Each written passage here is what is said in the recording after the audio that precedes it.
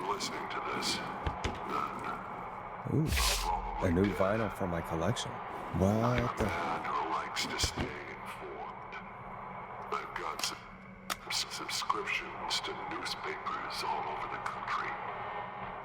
A few weeks ago, I noticed headlines cropping up in those papers, one after the other. Each headline about a murder. Hey, come check me out when I'm live. Peggy said her desk is downstairs. I'm fucking hungry. I'm gonna have to take a break and just like munch on something like an apple slice. Or maybe I'll make food. Oh, it's back here, isn't it? Jeez, they really tucked Jeannie away. Alone. Okay.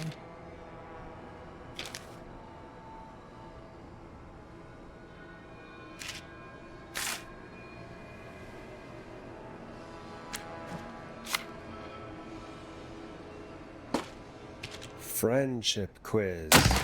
This might work. What the fuck? Where'd that fall? I can't grab any of them, so.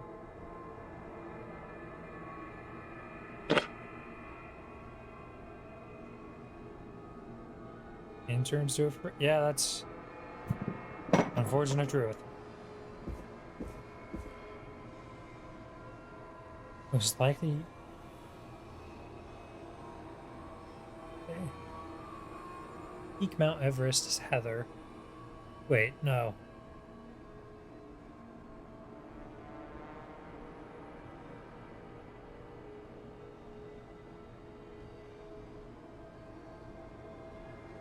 Is this okay?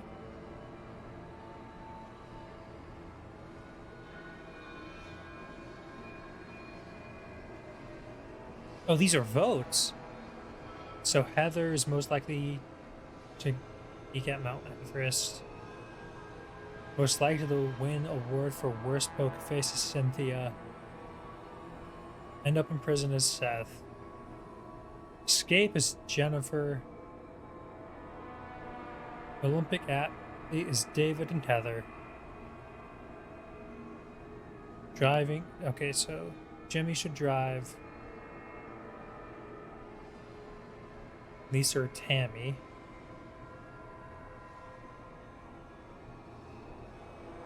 Go-karting Scott.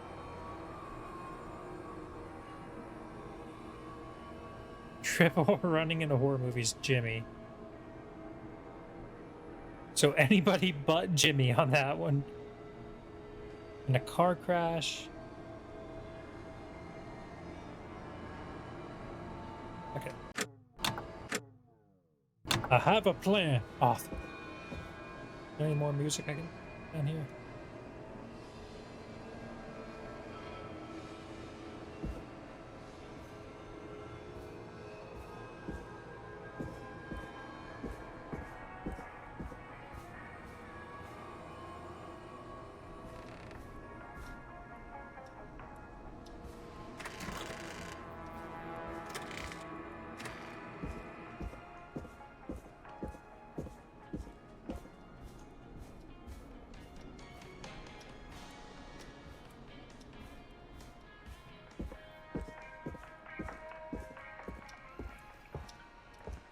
Music in this game is actually pretty good, too. Locked. For now. And everything down here's locked. I'll check just in case. Not getting in there tonight.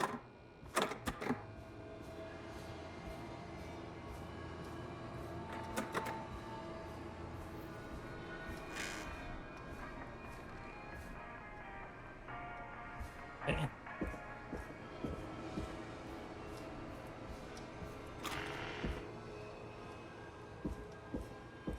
Anything else I should be looking for?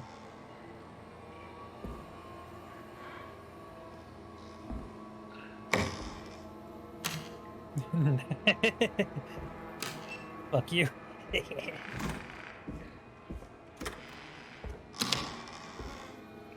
Why is there just a bottle of beer in here? Wait. I don't think that's doable. Never mind. Oh, I can hide in here? That's great.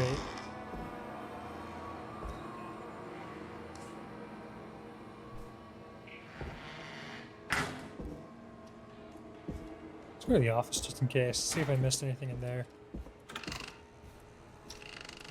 I know I'm probably gonna hide in here sometime. Blah, blah, blah.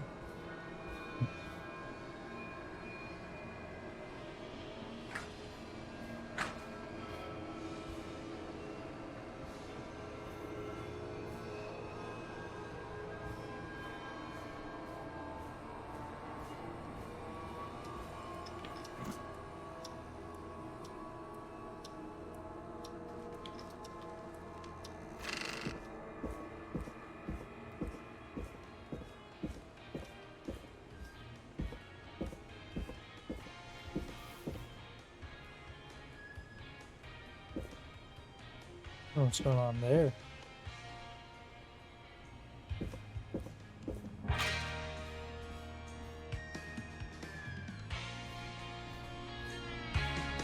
Hey, you find anything that'll help us out?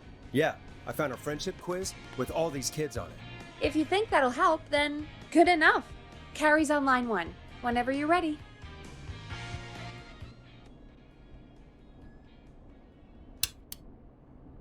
$189.16. This is Forrest Nash, back again with an unlucky caller on this unlucky night. It's so Carrie, much are fun you that there? they just let you do that. Yes, we've got a plan, but we can't agree on who should do what. You want me to be the tiebreaker? Exactly. I'm ready. What's the first step? Okay, first things first, we'll need a spotter. Someone who can keep an eye on the killer. We'll need someone on the roof. It's gonna be a hard climb. We're deciding between Heather, Kyle, and Hot David. Why is his name Hot David? It's Heather. We're just Heather's going got with Heather. this. Yes, Heather, he picked you. Now please, stop talking about all your cheerleading trophies. Part 2, the Whistling Man padlocked the gate back to the road. Before we drive out of here, we need someone to pick the lock. Seth, Jennifer, and Scott all want to do it. Seth, Jennifer, and Scott.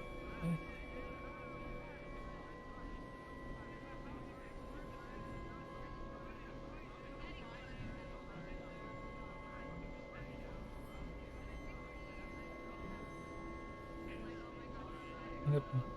So we'll go with Seth. Seth. Seth, what are you talking about? I don't know that smashing into windows is really... Oh God, fine. Anyway, that brings us to part 3. Getting the van keys. I'll volunteer for this. I don't know Jimmy as well as you guys, so... it'll probably be easier that way. Then it's part 4.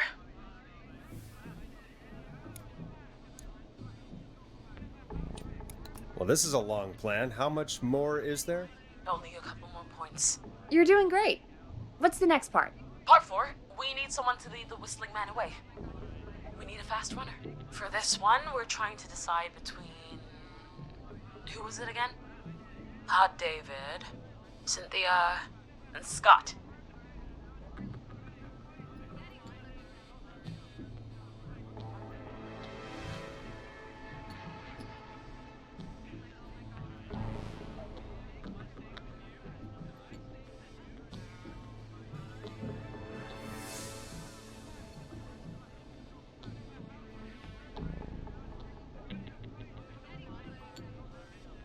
Sending David. Hot David.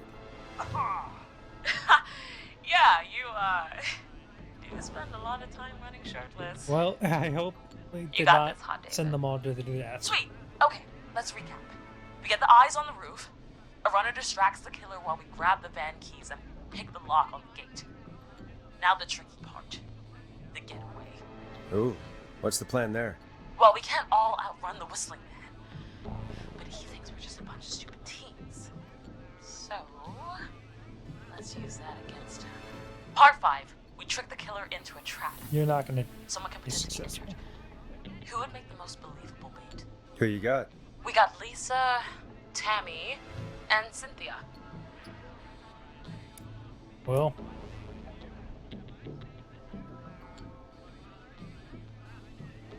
Come on, Tammy. Tammy. Tammy, if you survive this, never do that British accent again.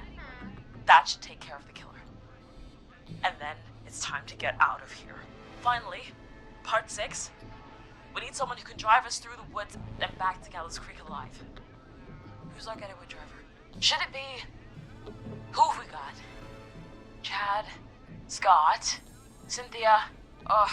Whatever. Forrest, you know what to do.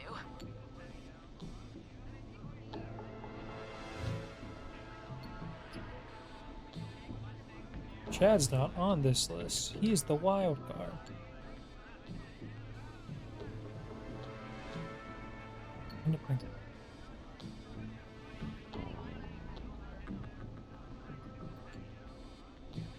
I'd have to do Chad or Cynthia.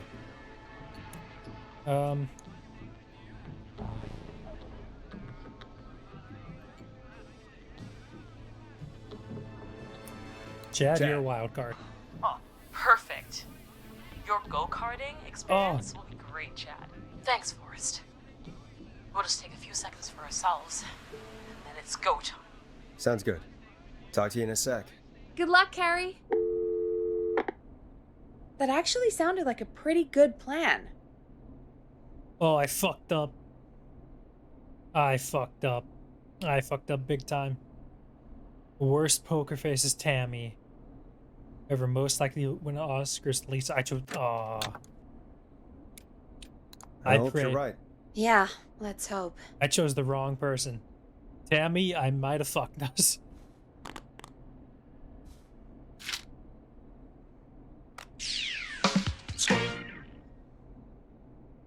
Oh, the kids are back already. Line 1 again. If you're just tuning in, we're coming to you live with a bunch of teens about to flee a madman. Listener discretion is advised. Are you ready, Carrie? We're good to go, Forrest. Alrighty then. Hit it. You got this. Here we go, everyone. Spotter, to the roof. Go, Heather. She's off and away. All right, Renner. Get ready. Wait for the spotter's signal. Spotter says go.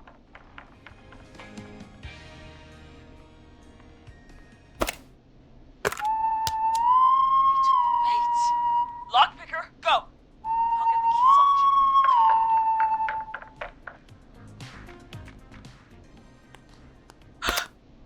Oh, Jimmy. Oh, his face is... The keys. Carrie, you need to get the van keys. His face is lying next to him, Forrest. He got caught. Oh, God. Focus. Breathe. Right. The van keys. Got him. And Hot David should be back any second. Lockpicker's still working.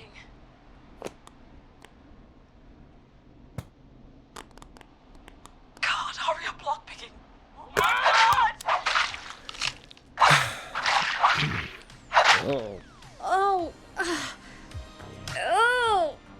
Oh. Terribly. I believe in you. You can still do this. Don't give up, Carrie. Don't give up. Right.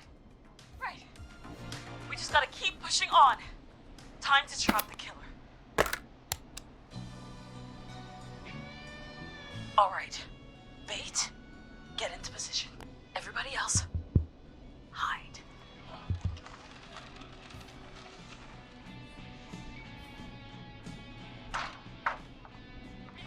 Okay, performer.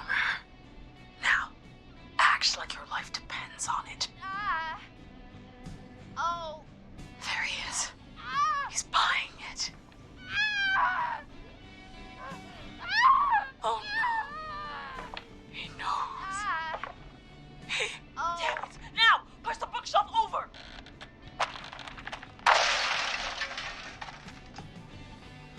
Oh my God, they both went through the floor. Oh, shit. Spotter! You need to climb down now! We gotta go! She's coming down. And yes!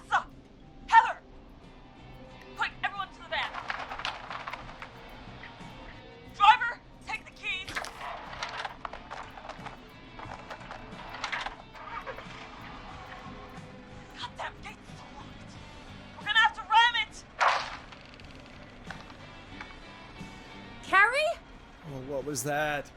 It's the whistling man! Drive! Now! Hold on!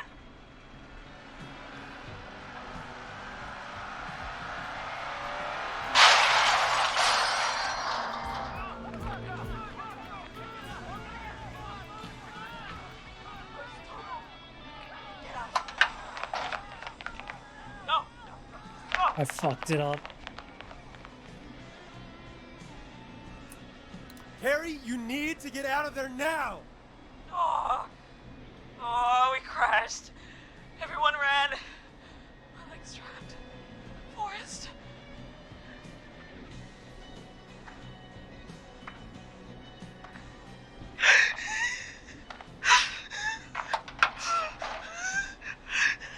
I fucked up big time. Please, no! No!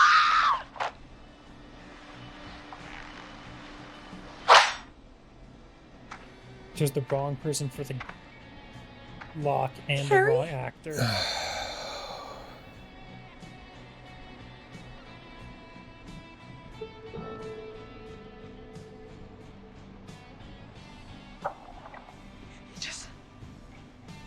He just stared at me. Carrie! Carrie? He just stared at me and got my leg out. I don't understand. Thank God you're okay. Can you get somewhere safe? I can make it home. Thank you both for helping. If you hadn't, I guess the plan was just... It's my fault. Don't blame yourself. No, it's... I need to get home. Breathe, Carrie. You're okay now. I'll call you when I'm somewhere safe. Talk to you then. Folks, that was a lot. Our thoughts go out to the parents whose kids won't make it home tonight. For any kids listening in, please stay inside and I stay saved safe. at least 2 And feet. parents, hug your kids extra tight tonight. Here's a song for the girl walking home in the dark.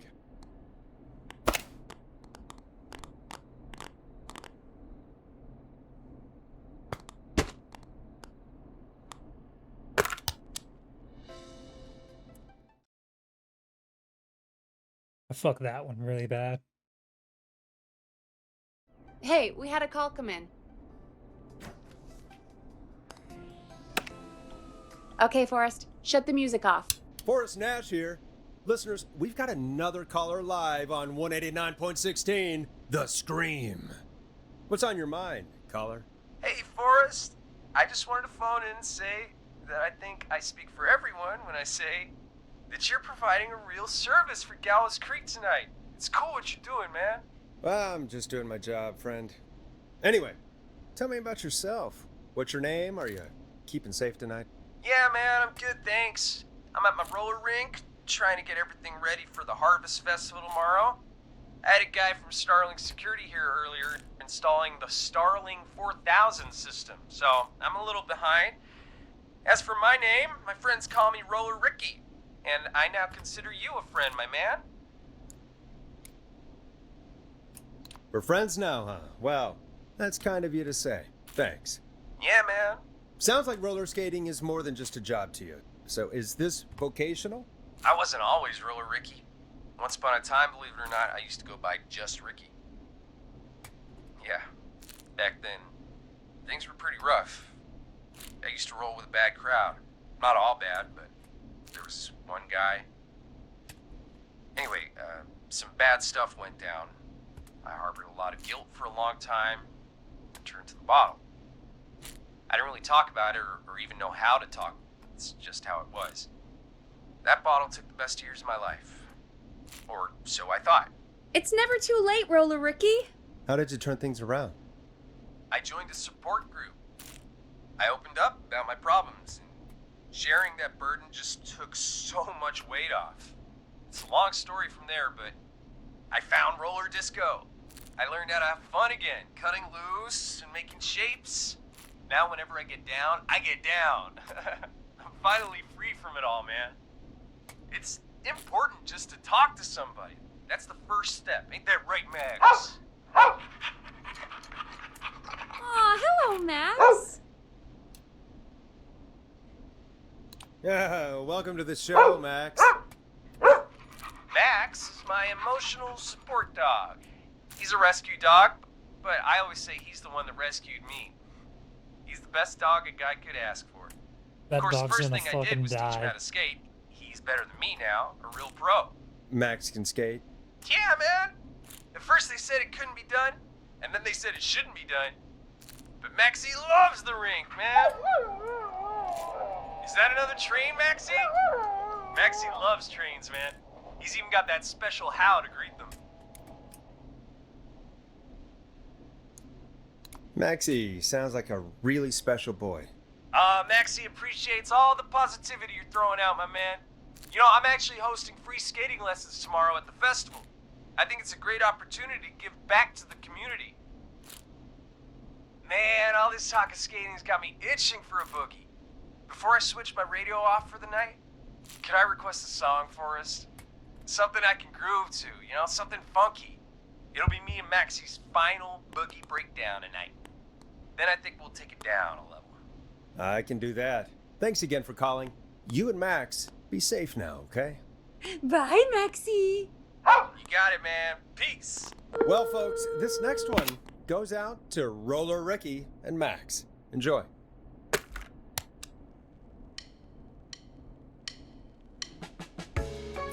Hope you enjoy this one as much as I do. I really needed that call, you know, after everything. Yeah, I get that. He talked a bit much for my taste, but it is inspiring to hear somebody come back from the brink like that. Yeah, that's what I meant. You were thinking about Max on skates, weren't you? Well, would you look at that? Another caller on the line. What are the odds? Better take it. 189.16. Welcome back to 189.16, The Scream. This is Forrest Nash. How are you tonight, caller? I'm doing okay. I made it home safe. Gary! Hey, I just wanted to thank you for doing what you could earlier.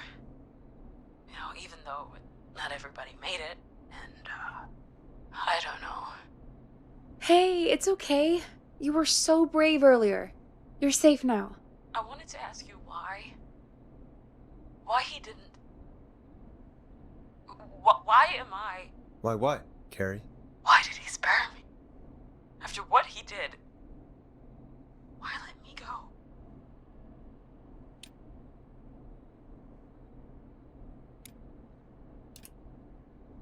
Maybe he didn't kill you because he saw you as a victim. Maybe. But why would that stop him from killing me too? After everything he did to. These stupid hazing nights have to stop. Carrie, you did so well tonight.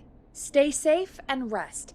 Help is coming to Gallows Creek. We just need to hold on. Thanks, Peggy. Hey, Forrest? Could I request a song? Of course, Carrie. What song? Any song by Blast Processor. And thank you. This next one goes out to Carrie.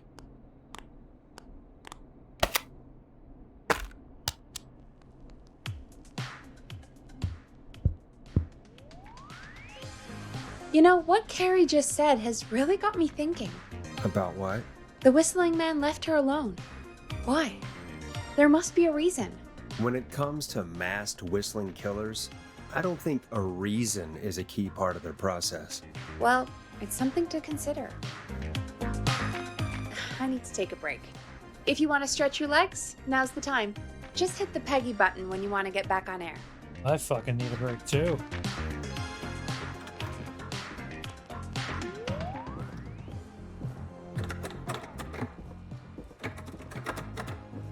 That's not opening.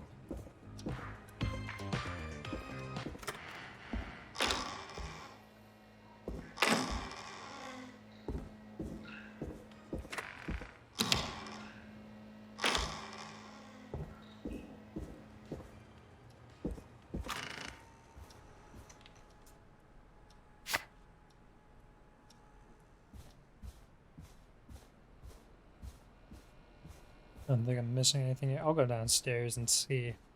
There's something down there as well. Then I'm going to take a short break.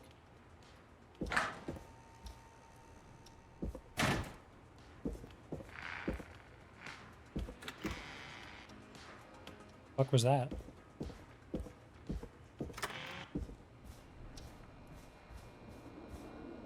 Can't go to the roof.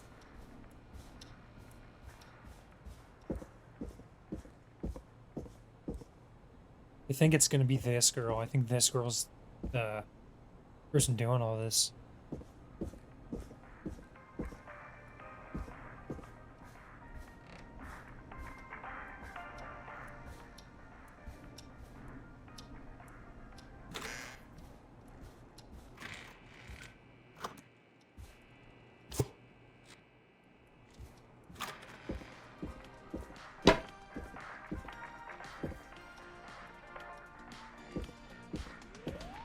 I don't think I'm missing anything.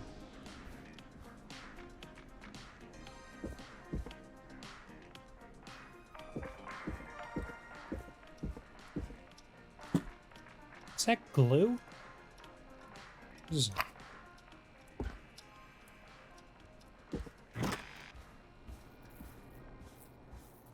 So many locked doors, so few keys.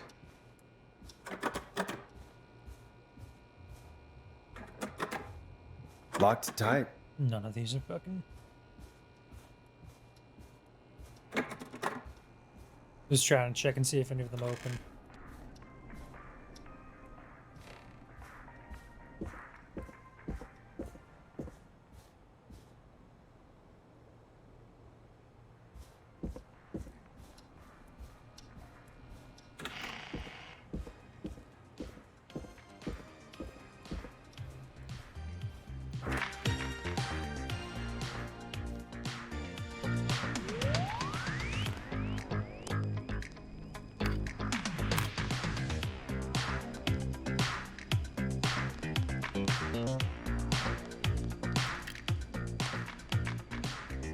Okay, I'll be right back.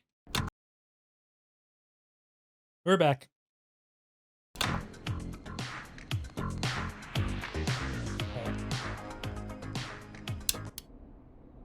Let's get going, Peggy. Alrighty, we could run another segment or... Scratch that, Forrest. We have a caller. You're through to 189.16, The Scream. What's your emergency? Hello again, Forrest. Oh, that call with the teens was awful. Those poor kids. Still, I'm glad the girl didn't get hurt. Thanks for your concern. Are you in trouble? What's on your mind? I wanted to ask you again to play my song, Forrest. You said you were gonna play it, but you didn't. Your name was Dawn, right? What, Peggy? Yes. Oh, well remembered. My name is Dawn, and I wanted to ask you again to play my tune, Forrest. Long Ride Home? It's getting You kind know, of aggressive the with one that it. Peggy said she threw outside the window? How did...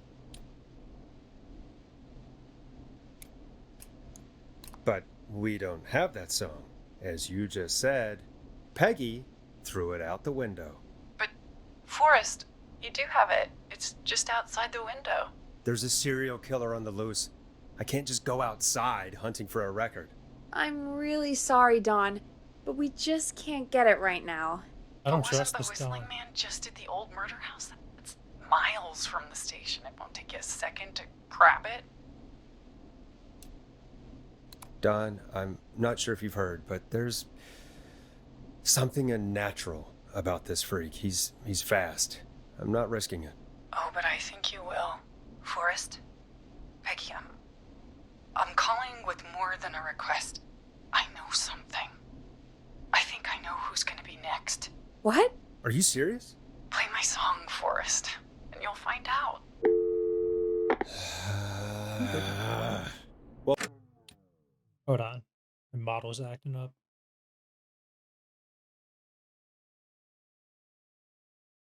It's like my brother in Christ. folks, here's some music for you while I think things over. I think that Is she serious, Peggy? She's serious about hearing that song, that's for sure. Peggy, I mean, is she serious about... I don't know, Forrest, but we don't really have a choice, do we? If she's telling the truth... All right, I'll do it. You're a There's good something on man, that tape. Forrest. I'll slide you the key to the fire door. Wait, our fire door has to be unlocked? Yeah, you know, I never thought about it, but yeah. We should talk to Reggie about that later. Anyway, I'll hold the fort down while you're out. Maybe I'll even get a caller. That could be exciting. 189.16, The Scream. With me, Peggy.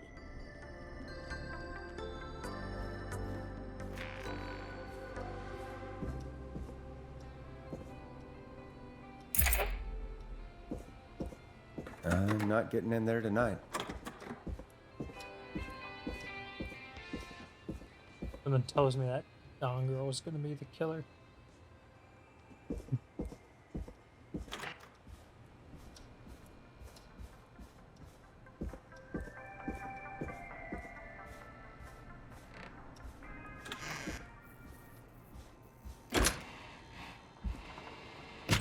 I know where this is.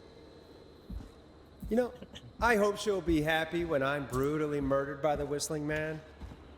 Out here, in the open, alone.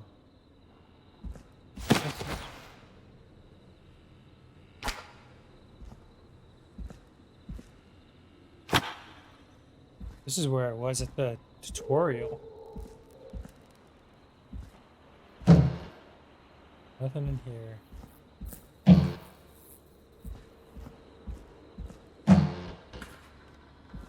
Something tells me that Peggy's the one that was... Is that Peggy or someone else? No, that's a dumb theory. It can't be Peggy. She's been here the whole night. It's someone else.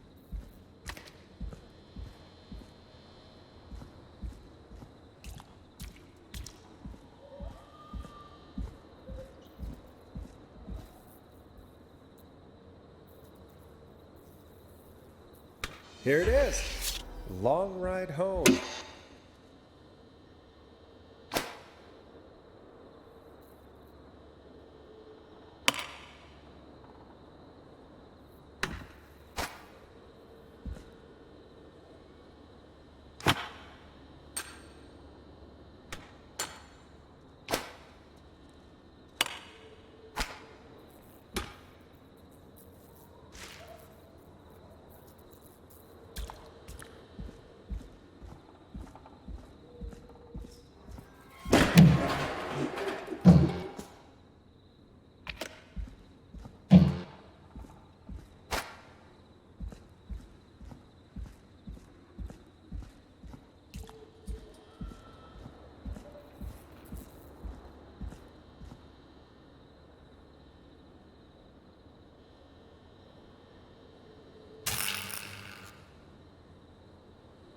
Okay.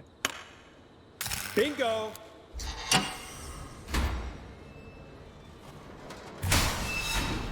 Oh, I just did a secret. I wasn't even trying to.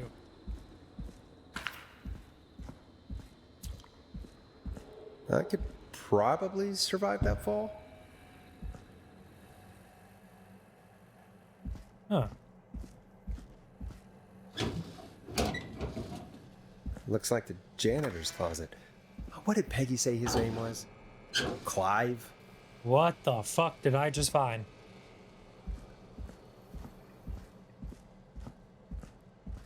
I think Clive is the murderer.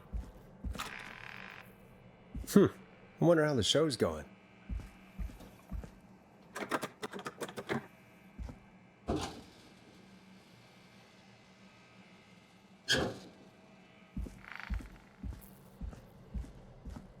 Clive is either dead or the murderer.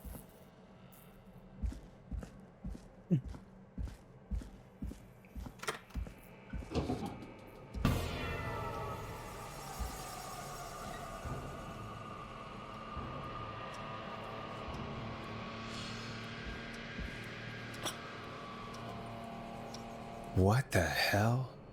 Peggy is not gonna believe this. Huh. There's a key. I'll just take that. Might be important.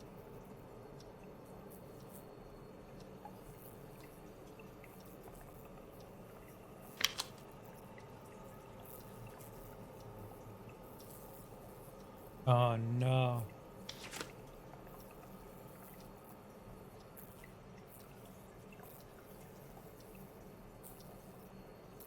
All for donations to help Chuck Brody. Former Gallows High football captain Chuck Brody suffered a career-ending injury as a victim of the festival disaster late last year. To help him on his road to recovery, we are buying him some lottery tickets. Hopefully he gets lucky and can get back on his feet. Drop tickets in buckets below. Thanks.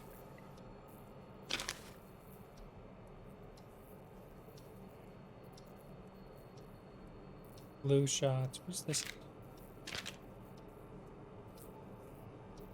Local Dr. K. Walker recommends all locals get their flu shot ASAP. Flu season is upon us. 84 is no different than any other year. Make sure you are protected. What does this have to do? Chuck Brody, Kim Walker, Rebecca Allen, Aunt Williams. Festival of Disaster. Big wheel breaks free. 15 injured. Who's to blame? Jesus Christ.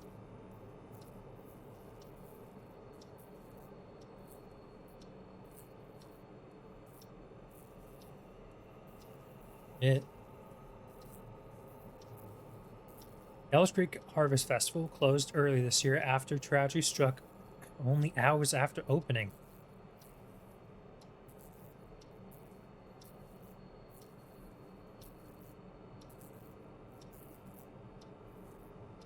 Okay. How do you get this? I forgot I could just... It's in the back. Nothing? Okay. Staff surge.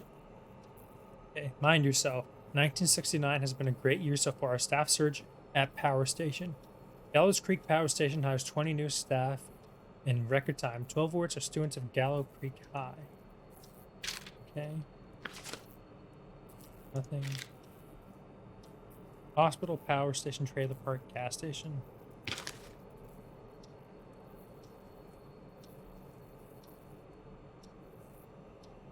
And Rebecca, Aunt, Chuck. But there is something going on here.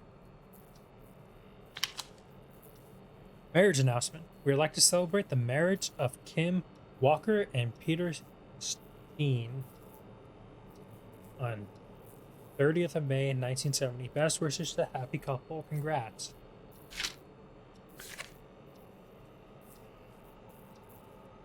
Oh, Jesus Christ.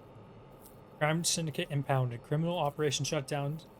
24 arrests inside. Informant walks free.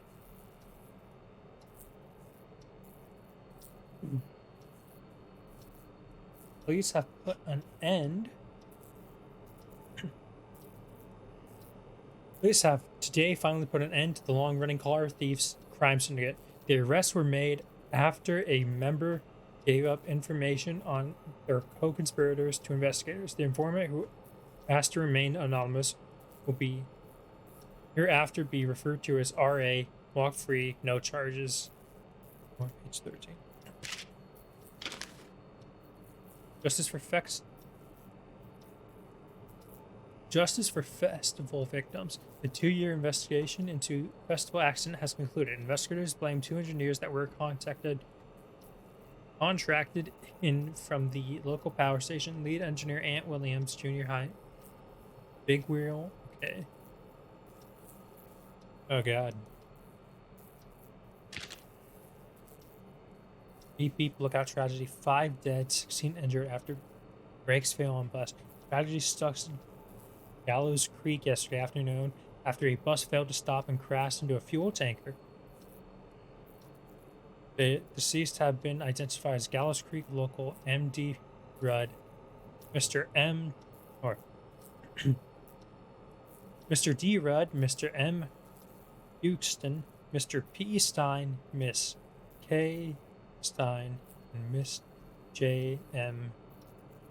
Mildred. Police have asked for privacy for the families of the victim in the incident. Real estate. What this has to do?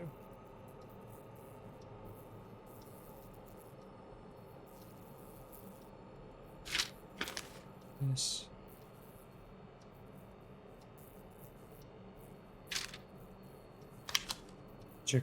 Okay.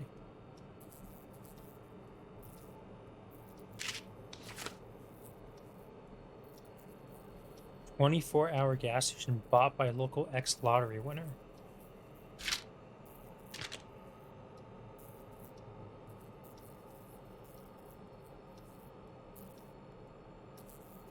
The infamous author of a tell-all book, Diary of a Car Thief, moves out of Gallow Creek for new life in the big city. She stole her cars, and then she stole her time and money.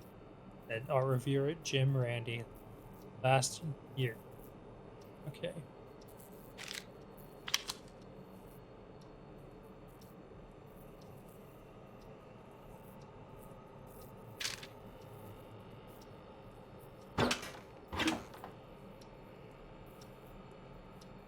This isn't worrying at all.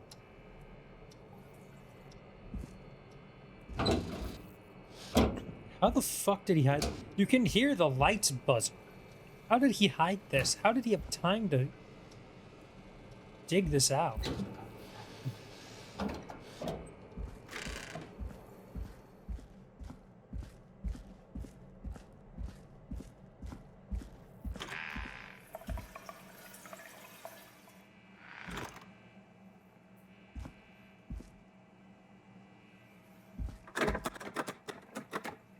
Something tells me he's in that room.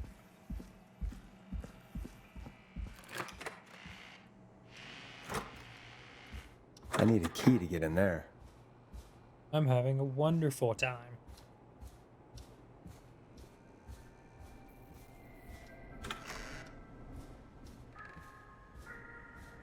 I'm not worried in the slightest.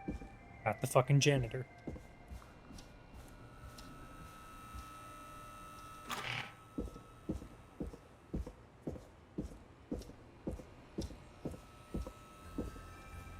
Isn't that such a good song, folks? And now for...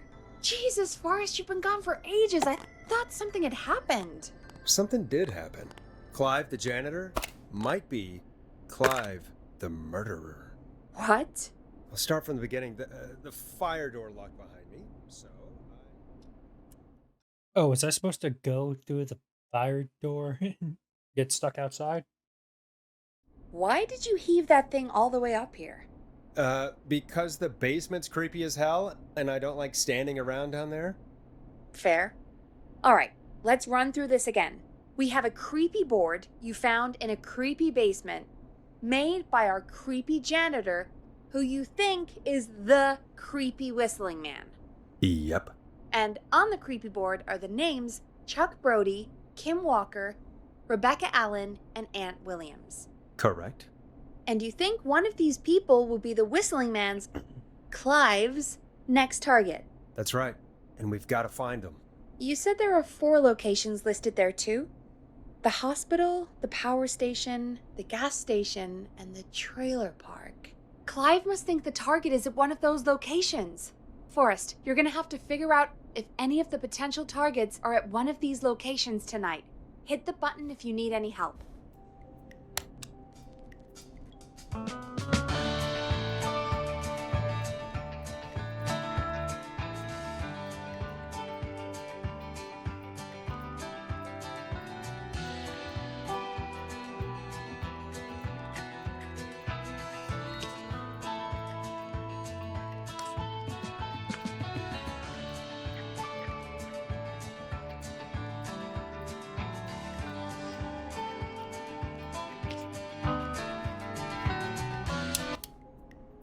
How's it going? It's not going well. I could use some help. Okay, let's review the basics. We need to work out who the next target is. There's 4 locations, right? And 4 people.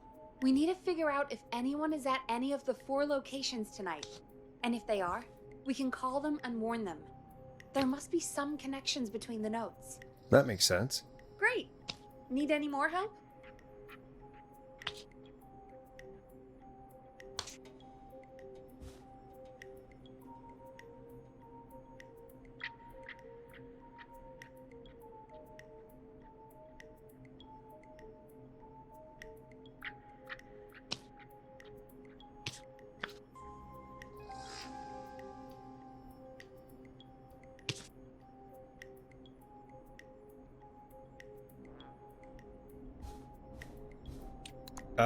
Yes, please.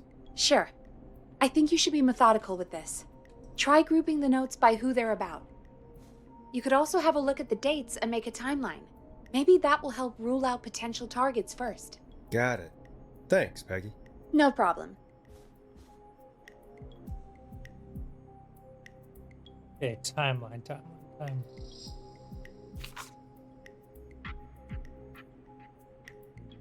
1972.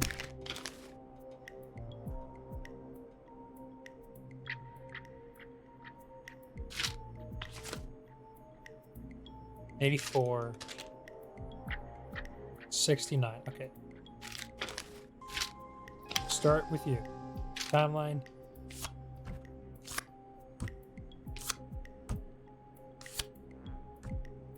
'69.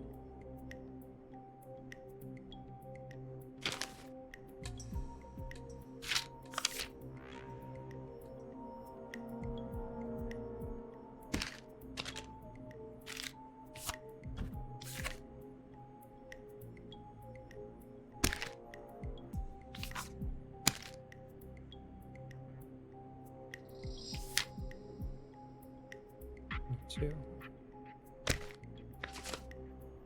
27.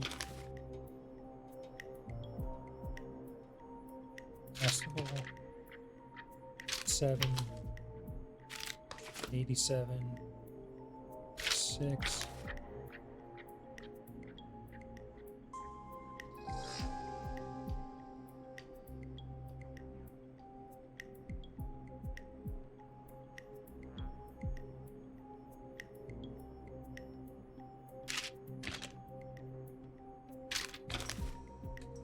Okay.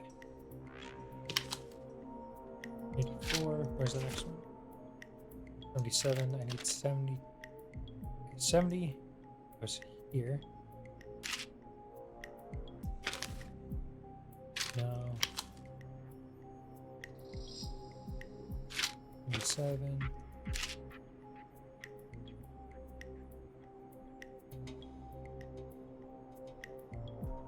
'72.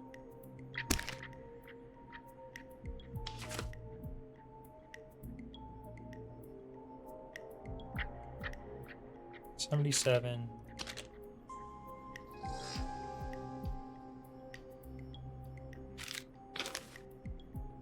7.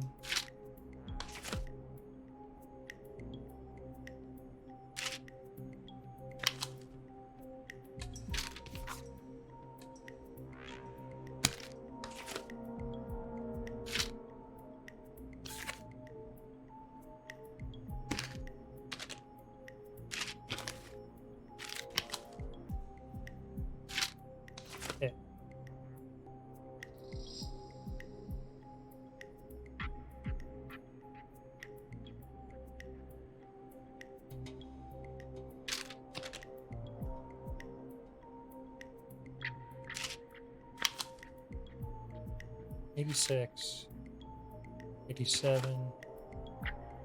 there's an 84.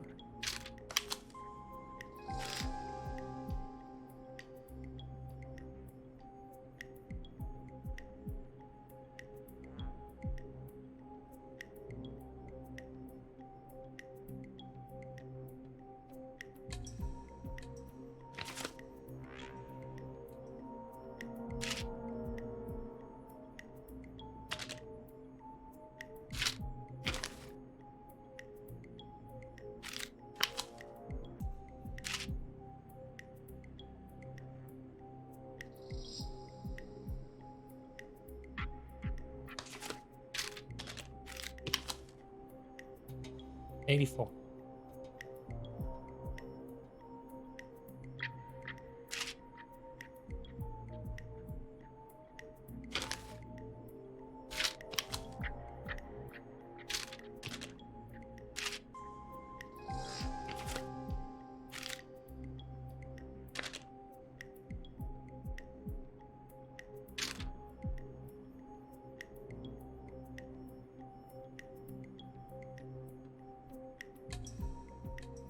Okay.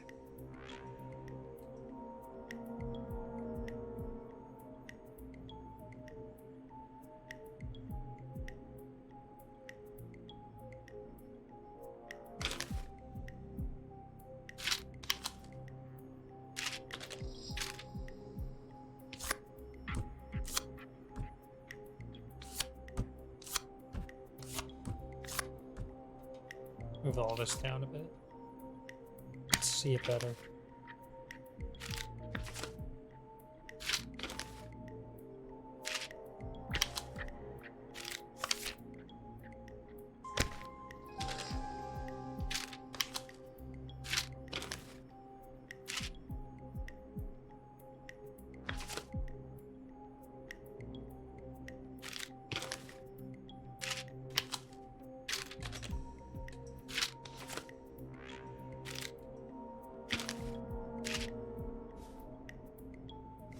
Okay.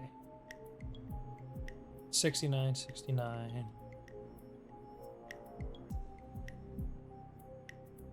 So this is Chuck.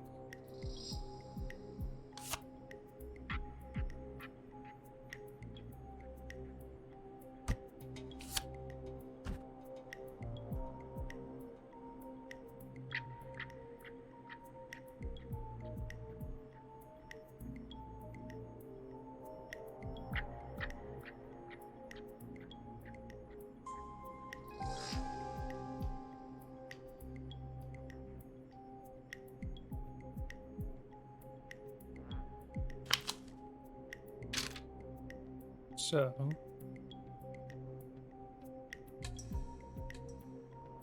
okay, so we know Rebecca is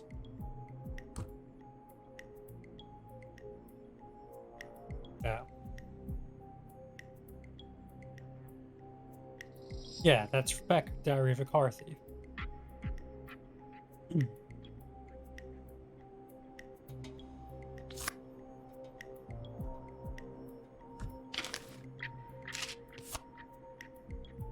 Brody is the winner of that, also at the gas station.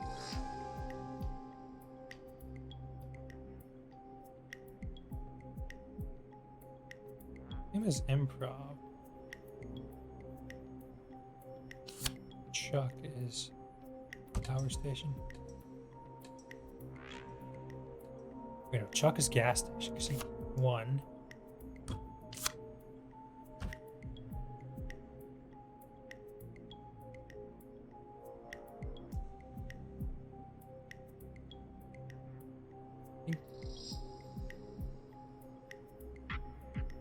Ant would have to be trailer.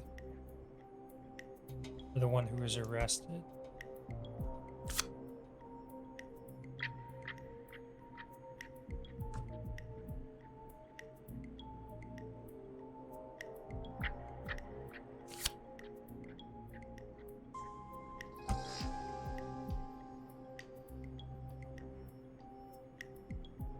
That leaves Kim with the power station.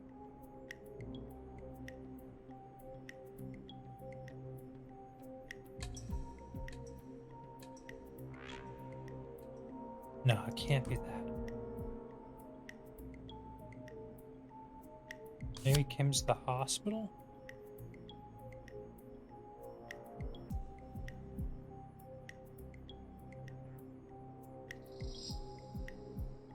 Not sure.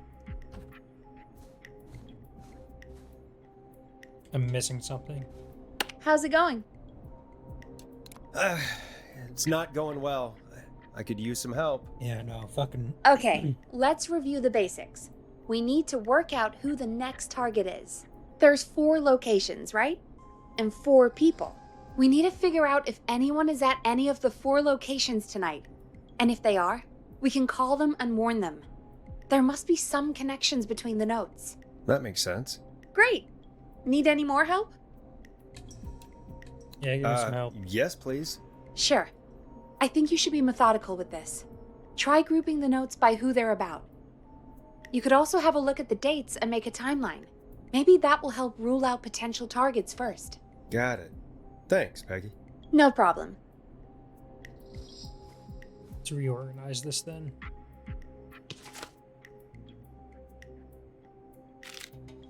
Chuck Brody right here.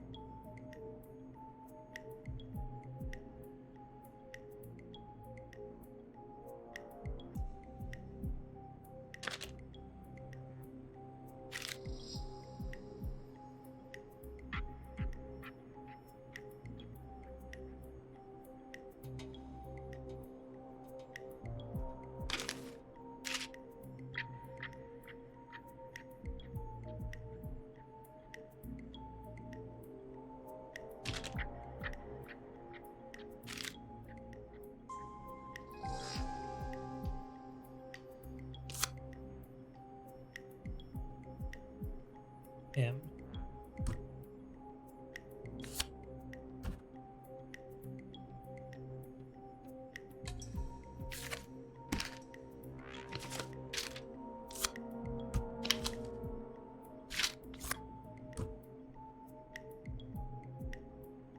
Just like that, okay.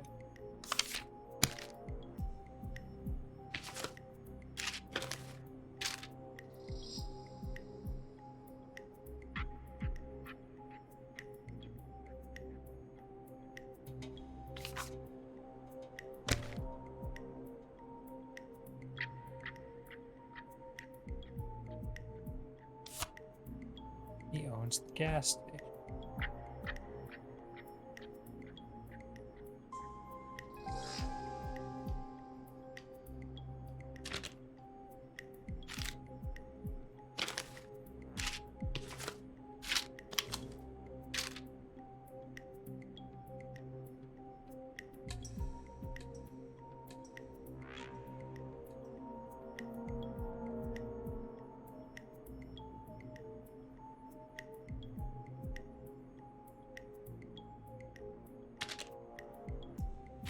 So that there.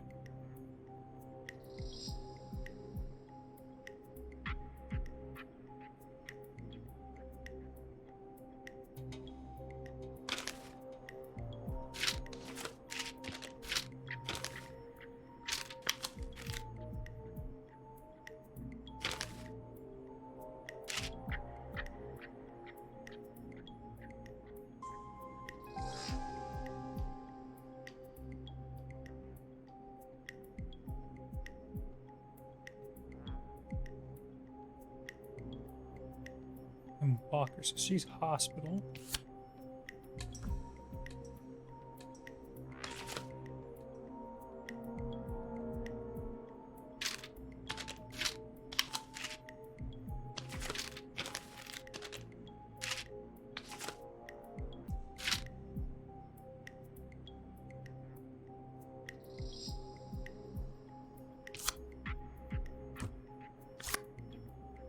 Can't go.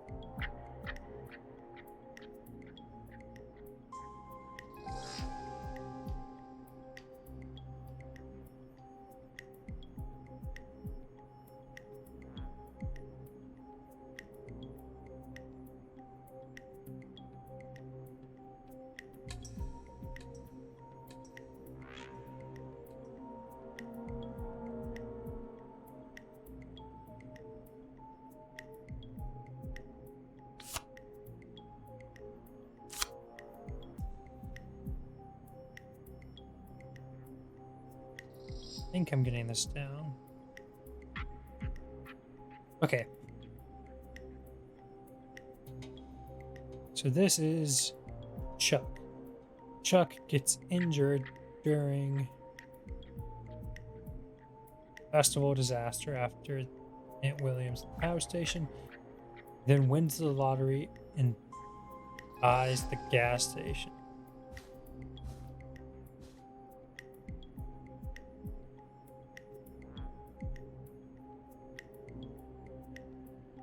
I'm not sure, I just don't know.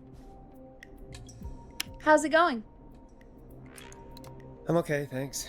I think I've almost got it. Good luck. How's it going? I'm ready, Peggy. Are you sure? We've only got one shot at this. Actually, give me a I bit have longer. no fucking clue. Like, genuinely. God. This is what I've got so far. I know I can't never be a fucking detective. Diary car thief is Rebecca Allen.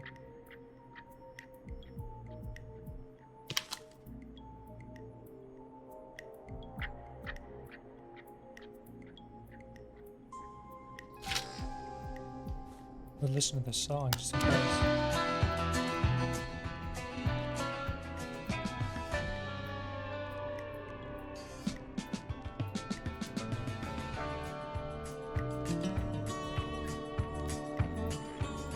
See what I'm missing. Think the song is cool?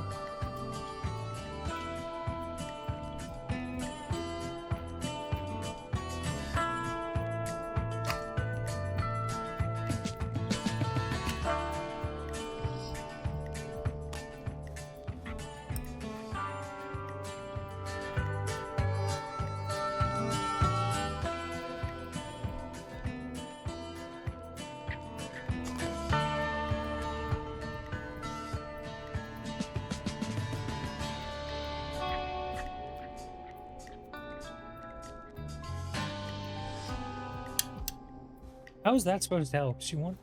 Oh, let me go get it because I was outside and she knew somehow. Okay.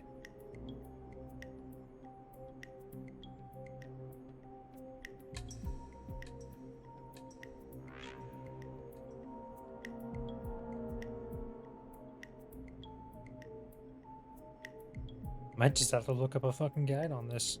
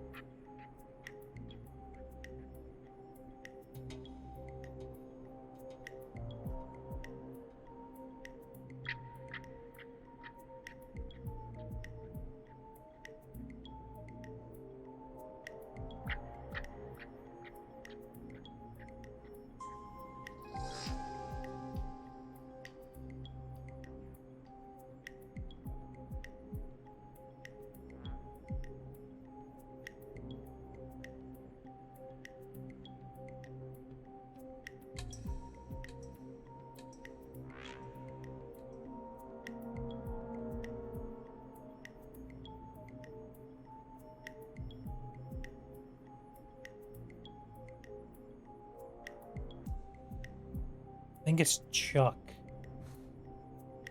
The only one that would make sense is... I think Chuck, really. 'Cause he would be at the gas station, so...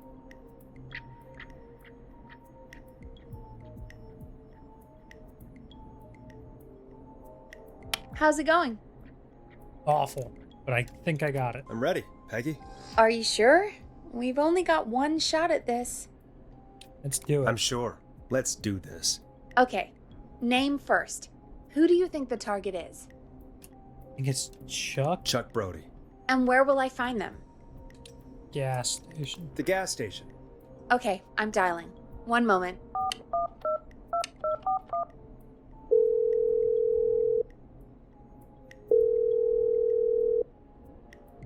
Hello?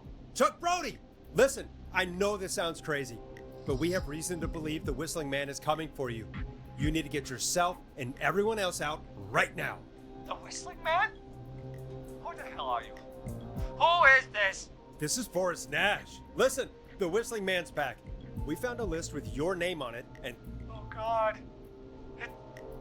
It's today. The year I finally let myself forget. Quit talking and run! I think he ran off. Well, fingers crossed that Chuck... Jesus! It sounds like something blew up. He's using bombs now? Is Chuck? I don't know. Hang on, we're getting a call. Hello? Chuck? Chuck! Forrest, the whole goddamn gas station's gone up. Is anyone hurt? I don't think so. I got everyone to follow me out. The town's only ambulance was blown to hell, though. Yeah, damn it, that fireball threw me. I've got to get to the hospital. I'm not feeling great. Forrest, man, I can't thank you enough, but damn, I gotta go. Wait, Damn it. We lost him. What was that about today? Oh, Forrest, the call board is lighting up. Get us into some music while I deal with this.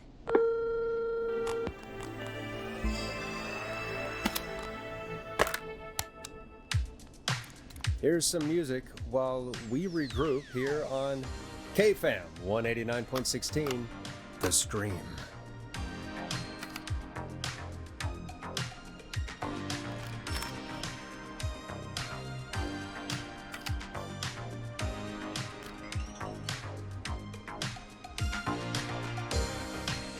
There's gotta be more in the basement to show us who Clive is targeting.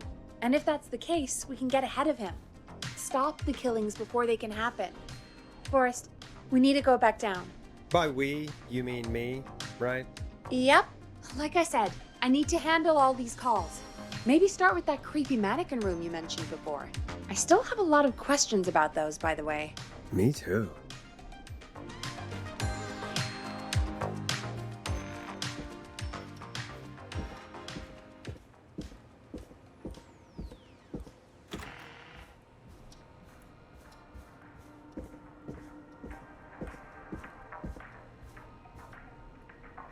Wait, what? I didn't see this before.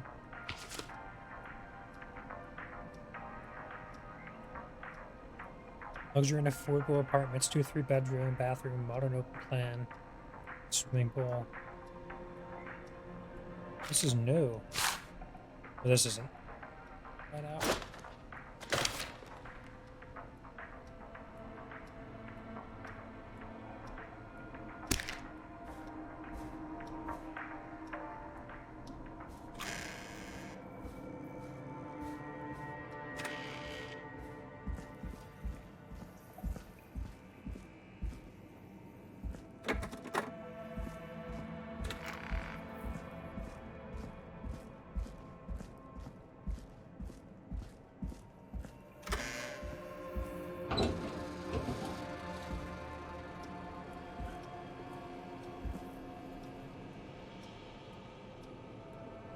Up.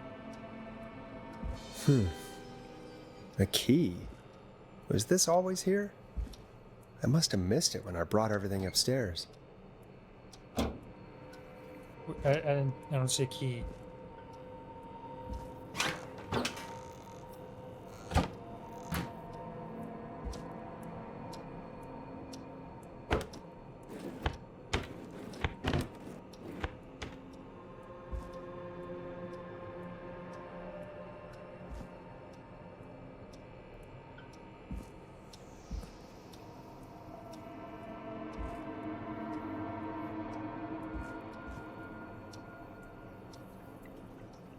Oh, there.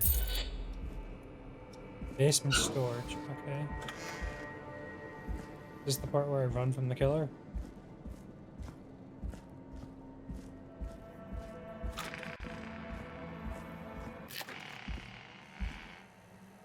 Yeah, probably. Hey, Forrest! Peggy, give me some warning before yelling down the intercom? Sorry. Buzz the intercom when you find something and want to discuss it.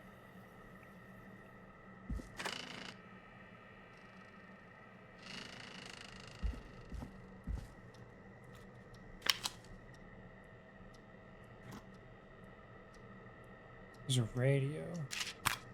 Peggy, I've found a tape and a map down here. A map of what? Looks like it might be to somewhere in this storage area. Weird. Well, maybe the tape will give us more information.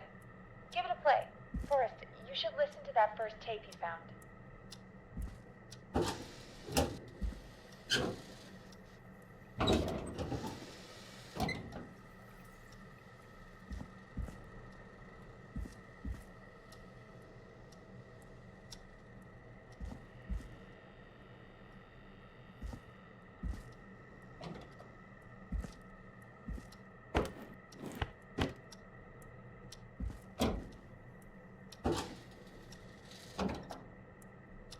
How?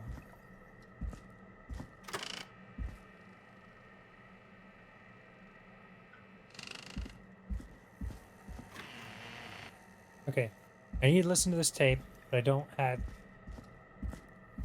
anything to listen to it on. Oh wait, yes I do. George Barrow, 1968. That's when this all began for me. Follow the maps, find the tapes. I'll be waiting. Wait, George Barrow? We all heard that he drowned after a night out drinking. Was it actually Clive? Has Clive really been the whistling man for that long? He says I need to follow the maps and find the tapes. I guess that's what this map is about. What map? You mean this We need to see picture? what else is hidden down here? Be careful, Forrest. Keep looking. Buzz the intercom when you found something.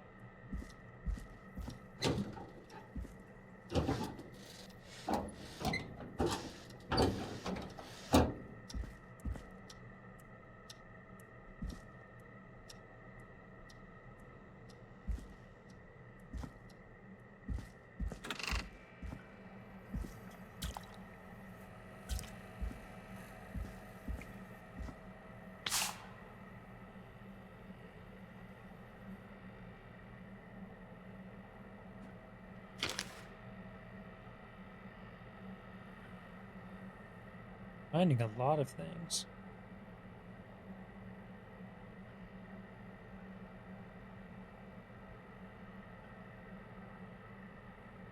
Hospital. Gas station. Roller rink. Woodside apartment. And so there's only two places installed at the radio station.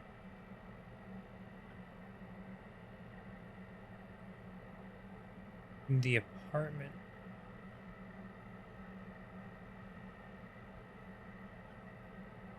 Okay.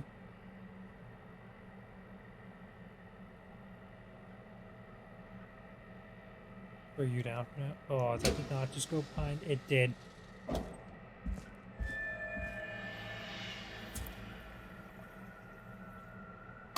Time of autopsy is 7 a.m.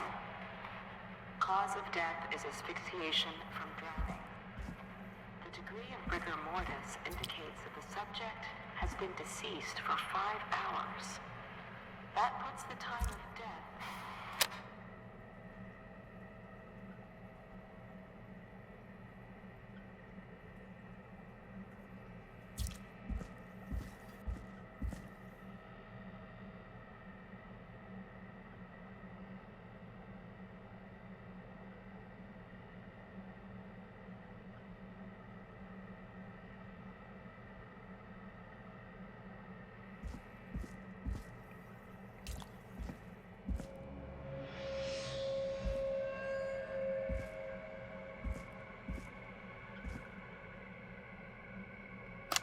Small lacerations to arms, legs, and face, typically obtained by running through foliage. Severe blistering to the feet, as though the deceased had been running without stopping. This looks useful. Okay.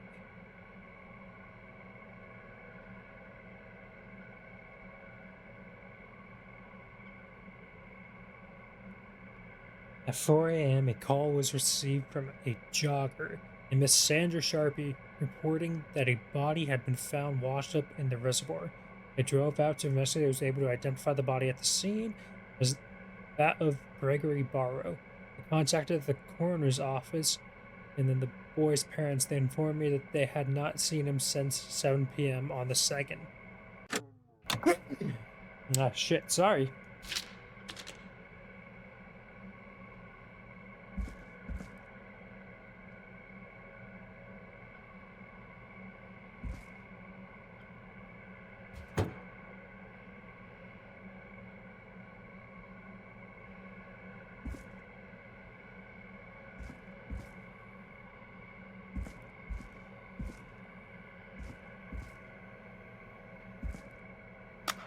Preliminary toxicology results shows no signs of inebriation.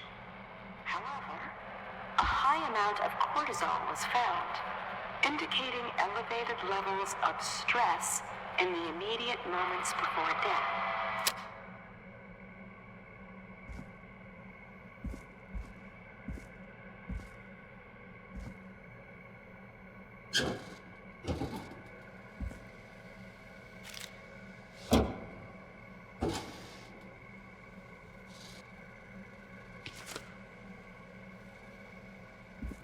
No, it's one with the fan on it. This one. Additionally, there appears to be a post-mortem injury to the arm. It looks like it was trapped in a car door.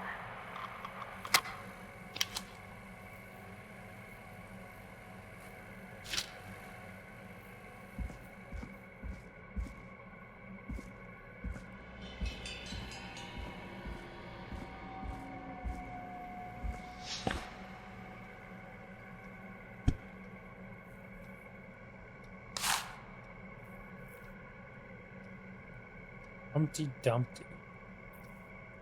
Story of love, tragedy, betrayal, starring Misty Cartwright as Dawn, Gregory Barrow as Henry, also with Marie Campbell as Annie. So, If you're listening to this, then Ooh, probably a new dead. vinyl for my collection. I'm What a the? man who likes to stay informed. I've got subscriptions to newspapers all over the country. A few weeks ago, I noticed headlines cropping up in those papers, one after the other. Each headline about a murder. Each murder, the death of someone I knew almost 20 years ago. And each one drawing closer to Gallows Creek, drawing closer to the anniversary. None of us are innocent, but I don't think we deserve killing. All I hope now is that I can save some folk from the worst that I can. I don't know. so Clive Do is a something to murderer. make up for what I did back then, I guess. I didn't kill anyone, mind you, but that's past mattering. Now, there's more I could say, that I should say, but my employer made it clear that my family would pay a high price if I ever spoke out. So, hopefully I've said enough for you, listener, whoever the hell you are, to start putting the truth together. This is really cool, but I'm too dumb to understand what's going on. Alright. What is this?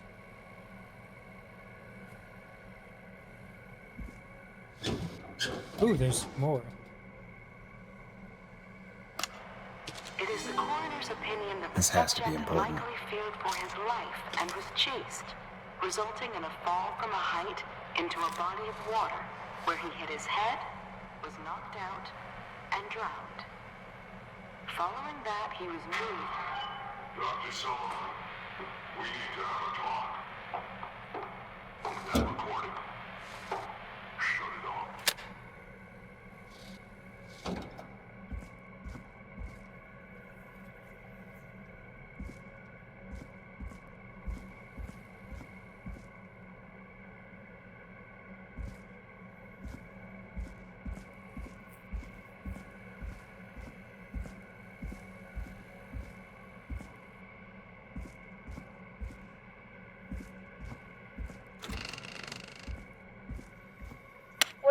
Forrest?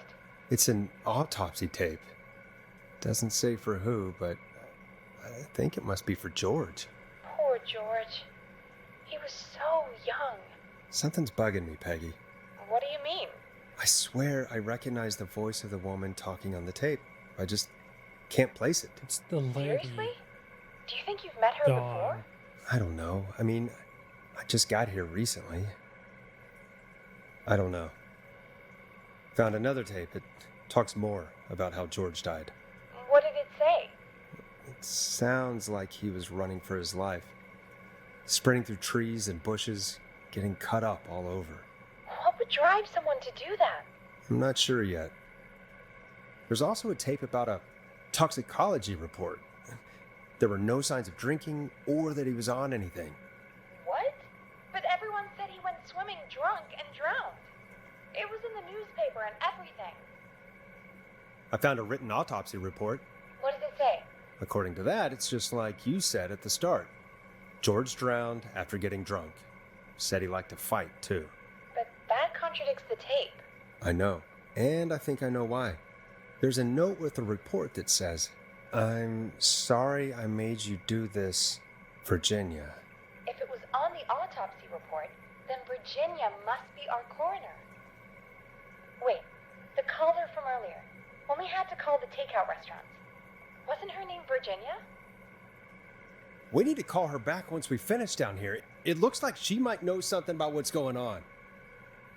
I found a tape that introduces a new detail to the story. Post-mortem injury. Apparently, his arm got caught in a car door. A car door? Yeah, after he died. How do you suppose they can tell? How can they tell? I'm a radio producer, not a coroner. The written report I found doesn't mention it at all. How did his arm get trapped in a car door after he died? Unless he got it when the police collected his body, I guess someone else must have moved him after he was dead to where he was eventually found. But the report, what is going on here? I found a police report. Mentions a friend from earlier, Sandra Sharp. Sandra. The jazz runner? That's right. She found George's body washed up at the reservoir. The reservoir? Yeah? What's strange about that? George got cuts from running through foliage, right? But there's no forest around there. Also, how did it wash up at the reservoir? What do you mean? Reservoirs don't have tides. But that's what the police report said. It's not possible, though. I did a school project on reservoirs and got an A. Oh, But, okay. yeah, not important right now. The important thing is that it doesn't make sense. What are you suggesting then? That the body was originally found somewhere other than what the report suggests? That the sheriff tried to cover it up, but accidentally let something slip? Something like that. I think. Well, Sheriff Matthews wrote the report. If he hadn't been eviscerated, we could have asked him. And Sandra didn't make it either. In another tape, the coroner comes to the same conclusion as I did. George was running from something. Maybe an animal? Maybe, but then there's this next bit, where the coroner thinks he was moved post-death. So she agrees with us. At the end of the tape, someone burst in and demanded Virginia stop recording. I think it was Clive. This is starting to make sense now. This is a conspiracy to cover up what happened to George. I think I found Clive's last recording.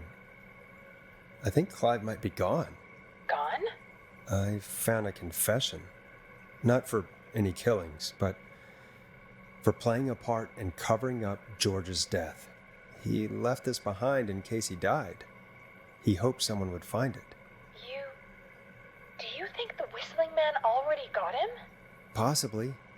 We've had a lot of callers tonight, but maybe not every victim made it to the phone, you know? We don't know how many there really are. Christ, Forrest, that's dark. I know, but Clive said he had read about other murders in other towns, and that the murders were all folks who knew about the incident. And the killings were getting closer to Gallows Creek. He said he wanted to do something good for once. The board in his office. He wasn't tracking people down to kill them. He was tracking them down to save them. Ugh, why didn't he just come out with all of this? He said his employer threatened his family if he spoke out about any of it. His employer? The one who orchestrated the cover-up? Oh, Clive. I'm sorry for thinking you'd killed all those people. Do you think you found everything? I think so. Forrest, what's going on here? Someone wanted that boy's death to seem like an accident. And they hired Clive to make it look that way. Come back upstairs when you're ready. We need to figure out our next step.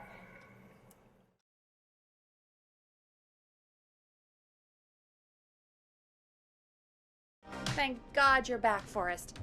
I've been running out of stuff to pad our airtime with. Peggy, you work in radio. Forrest, I'm stressed. I mean, really. How are we supposed to keep a show going with all this happening?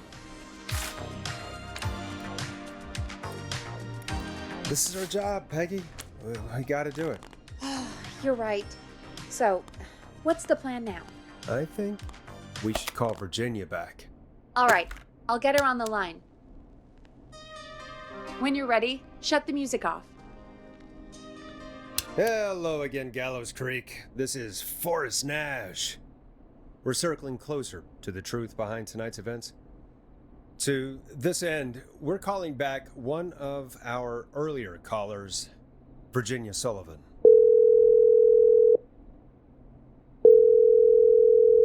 Fredman Plunker here? Who's this? Is it you? Goose?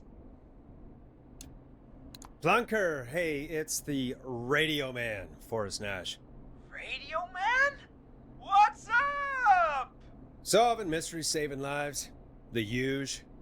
Right on. Plunker, what are you doing at Virginia's house? She asked if we could stay to keep an eye out for that whistling turd. So we're hanging out, bro. Well, that's big of you, Plunker. No, it's nothing. Can I speak to Virginia? Sure thing, Radio Man. I'll just go get her. Who is this? Hey, Virginia, it's Forrest. I'm glad you're still okay. Oh, Forrest. Sorry, I'm still jumpy.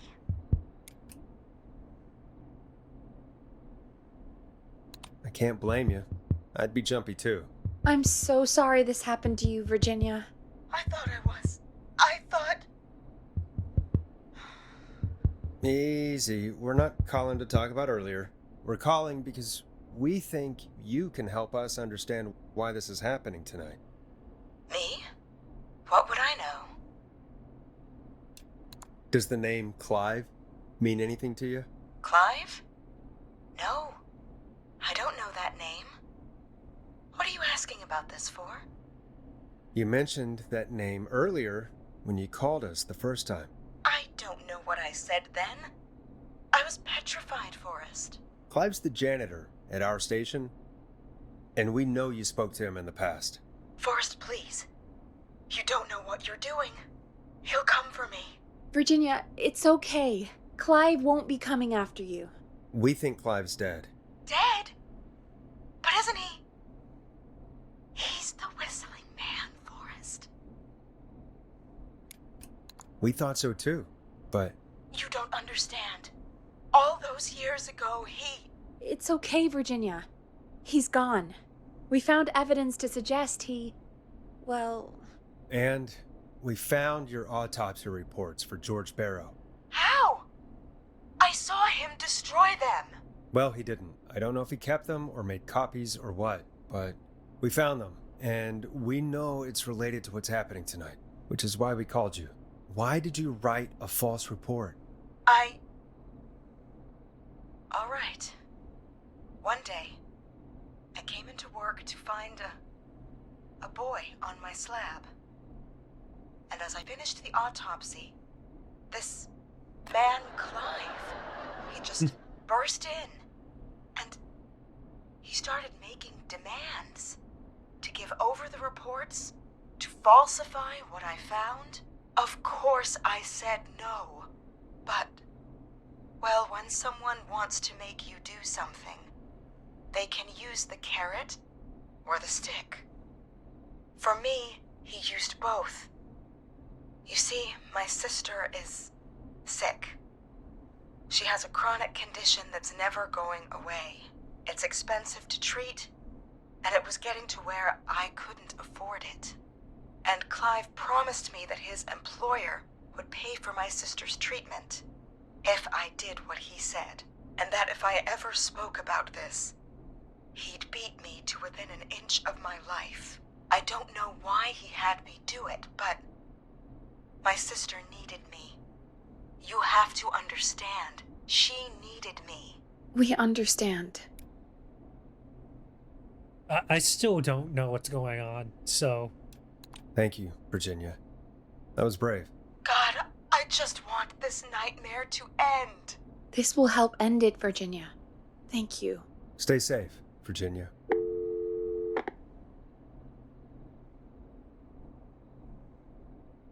So, Virginia's tied up in all of this. Clive threatened her to keep quiet about George's death. But for who? Why cover up these details? If only Sandra had made it. We could have talked to her, too. Oh, yeah, well... Yeah. It was shocking how she died. Can't help Looks like myself. we've got a call coming in. Welcome to 189.16 The Scream, with me, your host, Forrest Nash. Hi, Forrest.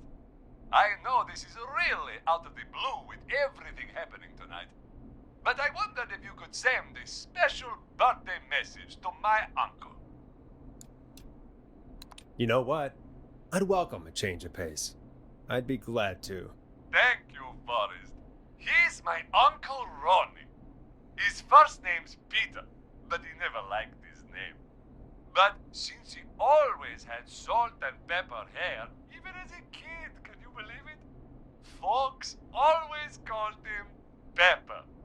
Thanks for the history lesson. Is there anything besides happy birthday you would like to say to Mr. Pepper? Oh my god damn it!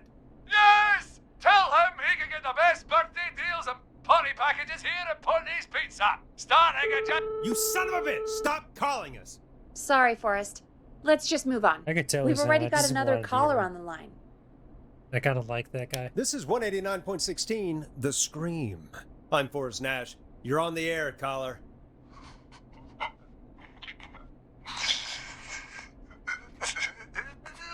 Caller.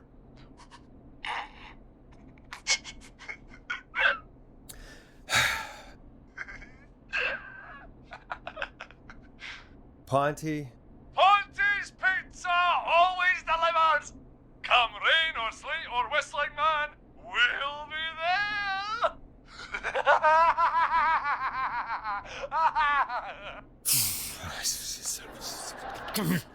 Forrest? Forrest?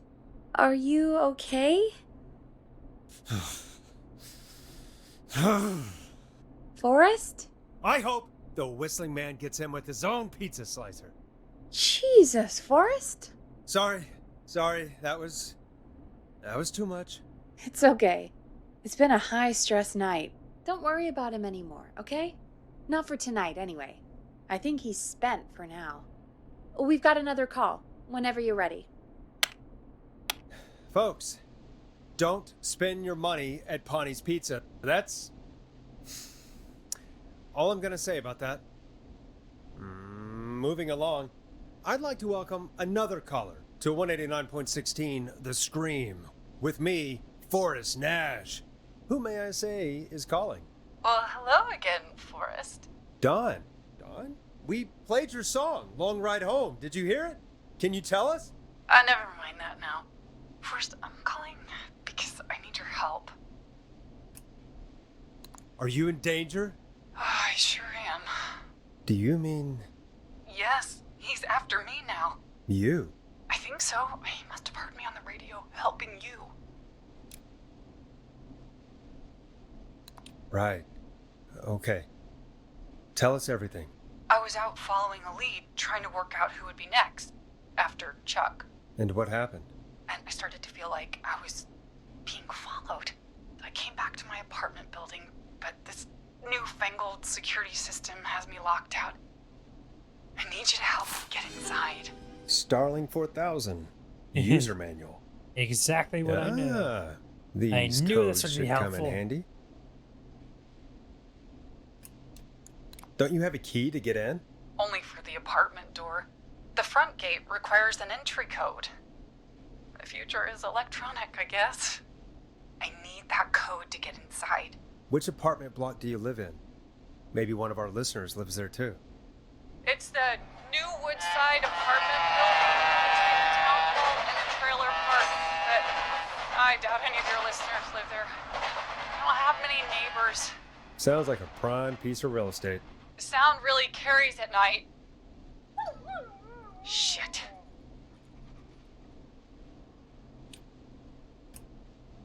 I'm guessing you're not a dog person.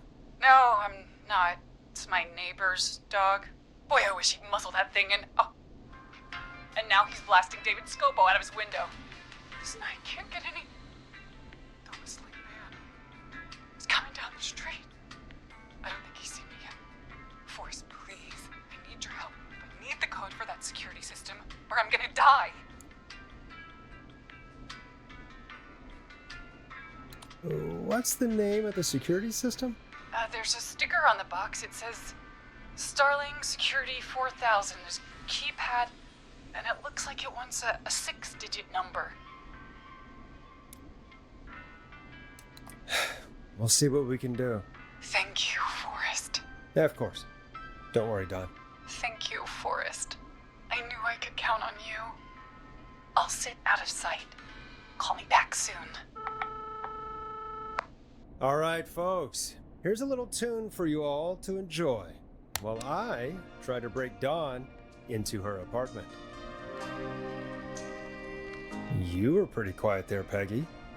Forrest, was it just me, or was there something... Yeah, it wasn't just you. Something was weird about that. Yeah, well, tell you what, we have a Starling 4000 or whatever here at KFAM. Clive bought one for the station. Maybe we can find something to help. Well, I'm not sure who, but to help someone.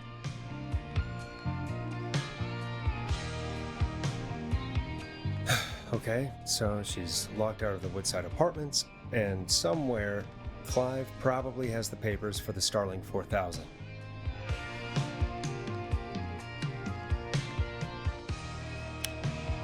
Welcome back, Forrest. Find anything? The Starling 4000 security manual. It's got a bunch of codes. Good. And did you find anything else? Nothing except the manual. All right. Well, I'll get Dom back on the line then, Forrest. I'll let you take it from here. Thanks, Peggy. When you're ready, shut the music off. I don't know if I Line can 1, whenever give you're her ready. These fucking numbers. Don, are you there? This is Forrest Nash from 189.16, The Scream. Oh, thank God you're back. I'm so afraid. What's the code to the gate?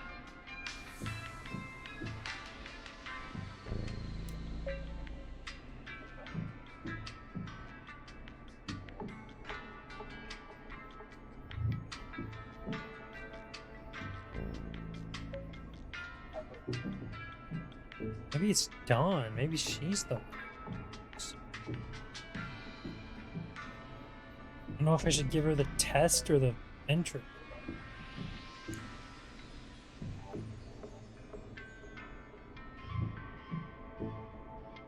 The code is 311212.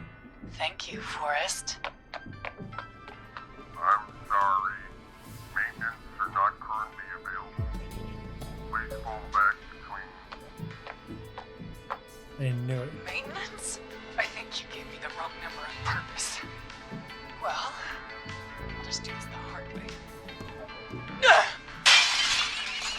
I knew it. I couldn't trust her. Forrest, what did we do?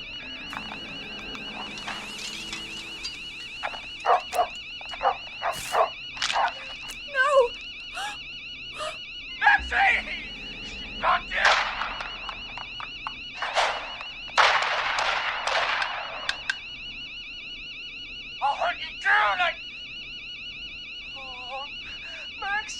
I got the dog killed, Ricky!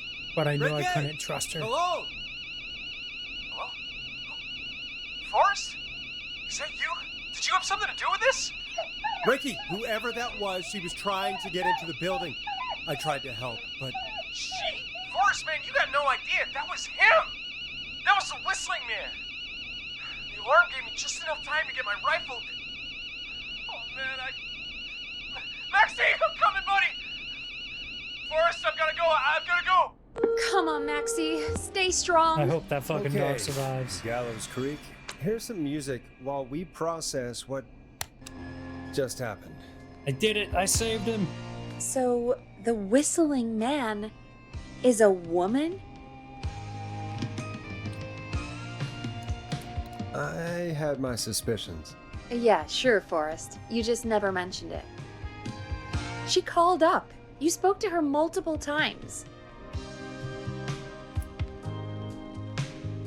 I knew she wasn't right. Is that right, Sherlock? Why do you think she requested that song? To get me outside? Maybe, but how? She didn't know the song was outside to start with. That's right. She never actually attacked me out there. So, what now? I guess I should make an announcement. We do have new info. Okay, kill the music and you can make the announcement. Okay, you're live in 3, 2... Hey folks, this is Forrest Nash here. I hope you're all safely locked inside. For those of you listening to that last call, you might be wondering what to make of it all. Here's our take.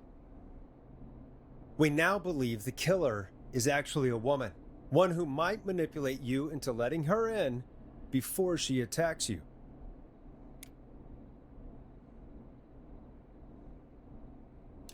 We're neighbors. Look out for each other and stay safe. The killer was calling themselves Dawn. This could be a fake name. If anyone needs help or you have info on the killer, please call in. You folks have my new number, right? It's 911. Hopefully, our next caller can help shed some light on our killer. Hey, we had a call come in. Okay, folks, time to take a call.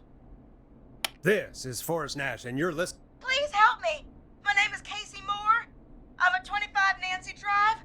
My best friend's been stabbed. He's bleeding everywhere. I don't know what to do. Please help me.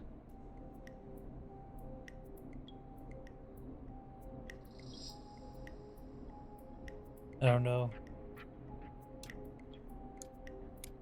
Is he still breathing? Yeah, but he's bleeding out fast. I really need help. Please. Take a breath. We'd been out at the reservoir. We were heading back to his place when we heard this whistling all of a sudden. He just started freaking out. He screamed at me, told me to hide. I'd never seen him like that, and I just panicked and ran and hid in a bush. Oh no. Forrest. Then what happened? He went up the road and talked to someone. I couldn't really hear or see anything. It sounded like he might have known the person, and they just stabbed him. Casey, was he talking to a woman? I don't know. They had a mask and wore all black. That's all I know. Please, we need help here. I'll get you help, but I need to know. Where did the masked person go? They left. They left him to bleed out. I waited until they were gone, then dragged him into the garage and called 911. Wait, why didn't she make sure he was dead? I don't know. I think I heard them say something like, "It's not so funny now, is it?" Before they left, but please, he needs to get to the hospital. I can't drive, so we need an ambulance. Forrest, the ambulance was destroyed in the explosion at the gas station. You should get all the info you can. What's your friend's name, Casey? It's Jason Parker. Can you tell us where Jason was stabbed? They stabbed him in the stomach, and then stabbed him again in his leg when he was on the ground, and it's...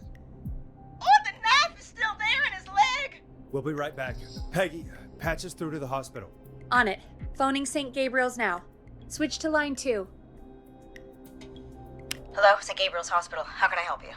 Hi, this is Forrest Nash from 189.16. We have a stab victim at 25 Nancy Drive named Jason Parker.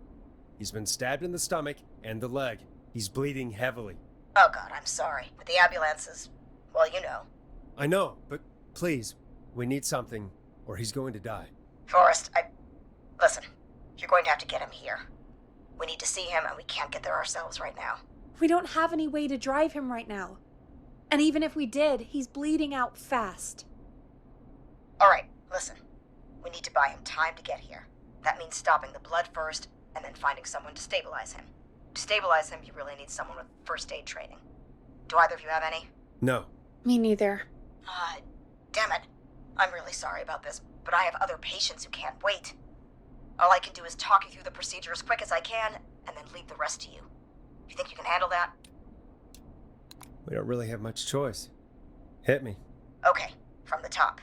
If he's bleeding out, then you need to get him comfortable and try to stem the bleeding. Lay him down. Apply continuous pressure directly to the affected areas. When the bleeding slows, get a clean cloth of some kind and hold it over the wounds. Get them comfortable. Apply pressure. Clean cloths when slowed. Got it, I think. You said he was stabbed, right? If the object he was stabbed with is still in him, don't take it out. It's stopping the worst of the bleeding right now. If anything, you should secure it so it stays where it is. I wouldn't have thought of that. It makes sense, though. God, that was a lot of info. But I think we can handle this. Glad you got it so far, because there's more to go. I'm still with you, Doc. What else do we need to know? If he's lost a lot of blood, he may enter shock. If he does, act fast. If you applied a cloth and it's bleeding through, don't remove it. Just apply another on top of it. If it's safe, elevate his legs to get blood circulating to his vital organs. Try to keep him warm. Get him to rest and reassure him. We need the patient to stay calm. All right, don't replace bandages. Elevate his legs.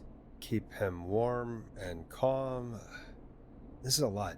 I'm really sorry. That's as much as I can give you right now. Try to stop the bleeding, find someone to get him stabilized, and get him here as quick as you can. Good luck. All right, Forrest. Casey's still on line 1. Hello? Hello, Forrest, are you there? I'm here. How is Jason doing? Badly, he's still bleeding. I need help. I've been putting pressure on his stomach wound since you left, but he's still bleeding. I don't know what to do. That's good, Casey. The nurse said to do that. What about the knife in his leg? It's gotta be hell. Should I pull it out? No, don't touch the knife. The bleeding will get worse if you pull it out. Are you sure? I'm sorry. I'm gonna stop making suggestions. No, don't worry, Casey. We're a team here. We're all going to get Jason through this. Casey, is his leg wound bleeding right now? I hate looking at that knife. Yeah. It's bleeding. His stomach is worse, though. I think we need to secure the knife so it doesn't move around. Do you have anything you can tie around it? Yeah. There's some laundry piled up on top of the dryer, some cloths on the hood of the car, and what else? I guess I've got my jacket. Take the cleaning rags and hold them over the wound. I really hope these are clean. Here we go. I'm sorry, Jason. It's secure. I'm putting pressure on his stomach again. I'm starting to think we might make it. Forrest, can I have a word? Casey, I'm going to have a quick word with Peggy.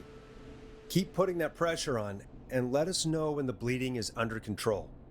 You're doing great. But what if something happens? We'll still be here. Just shout if you need anything, and we'll be there. I promise. Okay. I'll wait. Jason, please be okay.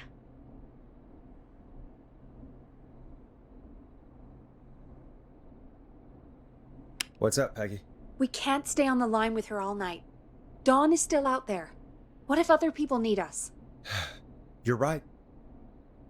She's probably on her way to her next target right now. Exactly. And you heard the nurse. We need someone there with training who can stabilize him. He's got to get to the hospital somehow. Any suggestions, Peggy? I might. A little before you started working here, KFAM did a mandatory first aid training course. Me and Karen missed it because we were away on a producer getaway. You skipped it, didn't you? Never mind. So, how does KFAM's first aid course help us?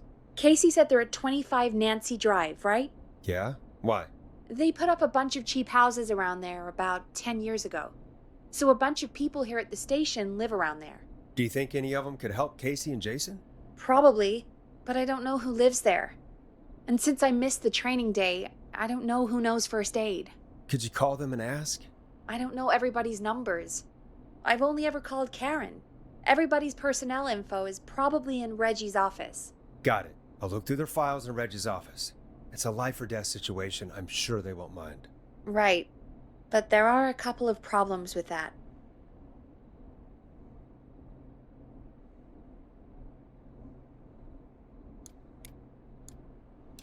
Naturally. It's sensitive information, so Reggie probably locked it in his safe. Great. Do you have any idea what the combo for the safe could be? Not a clue. Reggie's a serial note taker, though. Maybe something in his office will give it away. Right. There is something else. I'm not gonna like this, am I? Have you ever heard, "The future is floppy"? Peggy, what the hell are you talking about? I'm talking about floppy disks. Floppy disks are like these futuristic things that have information on them. You put them in a computer and they do something. Peggy, I know what a floppy disk is. Anyway, Reggie decided that the future is floppy and started phasing out our physical records and replacing them with these floppy disks. I imagine it's the same for our personnel files. That's good to know. Since we haven't heard anything from Casey, I'm guessing Jason's okay for now. I'll check out Reggie's office and see what I can find. You'll need a key for that. I'll just slide it under my door now. Thanks, Peggy. I'll just have to look around. What do you mean? Good. I'll patch my mic down to the office, so you'll hear me over the intercom.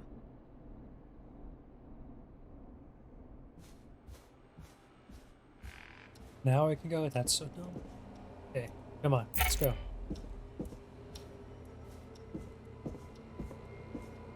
That's not opening.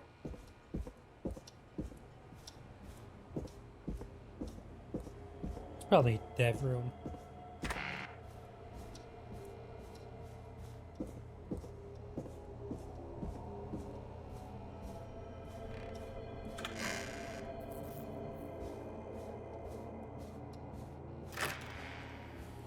Looks like I need a 4-digit code. Locked tight.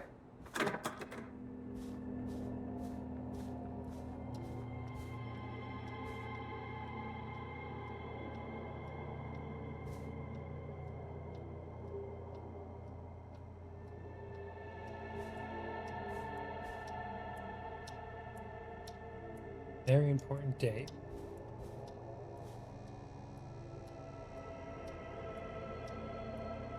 Well, if you're reading this, stop reading my post-it notes.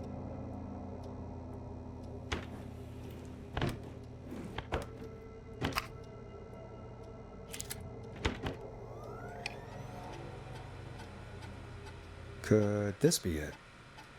Ask Jenny where those tapes are. It's been over a week now.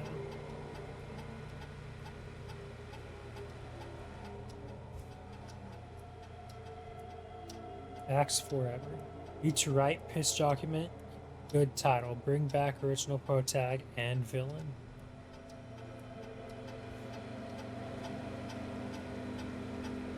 Pizza delivery goes with a pizza cutter. That sounds awful. Re-slice on me. Terrifyingly, there is never any pizza. What happened to the original delivery guy? Maybe write him in as a final girl's boyfriend? Protagonist is college student Megan. Her name following. She's smart, beautiful, resourceful, and lactose intolerant. Amplifies the divide between her and the pizza killer. That is awful writing. It takes place on 1107. Very important date for the town. That's it. Great Goose Gathering. Event where a large number of geese appear suddenly and save the town from starvation. Try to link this into the greater story. I need to kill off Megan's support now throughout the movie. Like Acts 3, but even scarier. Maybe partner with Pointy's Pizza for the launch. 110. Order just receive pizza cutter and tickets to the movie. Okay, so it's 1107.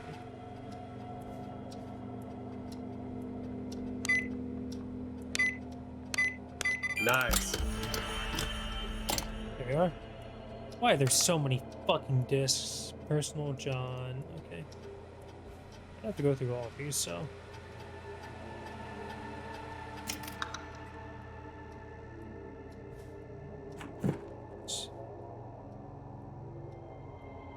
Did I thread that in? Where did that? Well, who cares?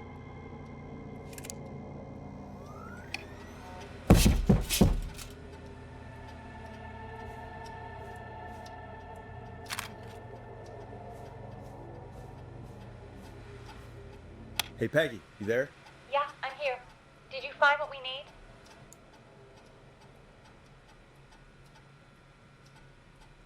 I got the safe open, but I'm not sure what I'm supposed to be looking for in these files. We need to know who can do first aid, and we need them to be close to Nancy Drive.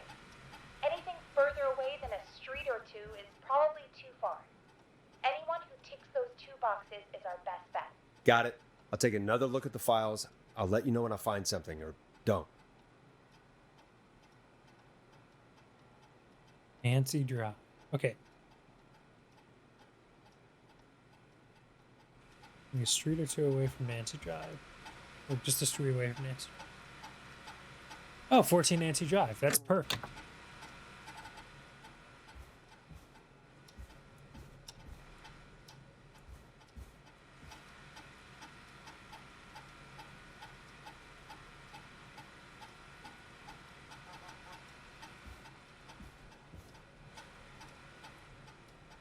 Hey, Peggy, you there?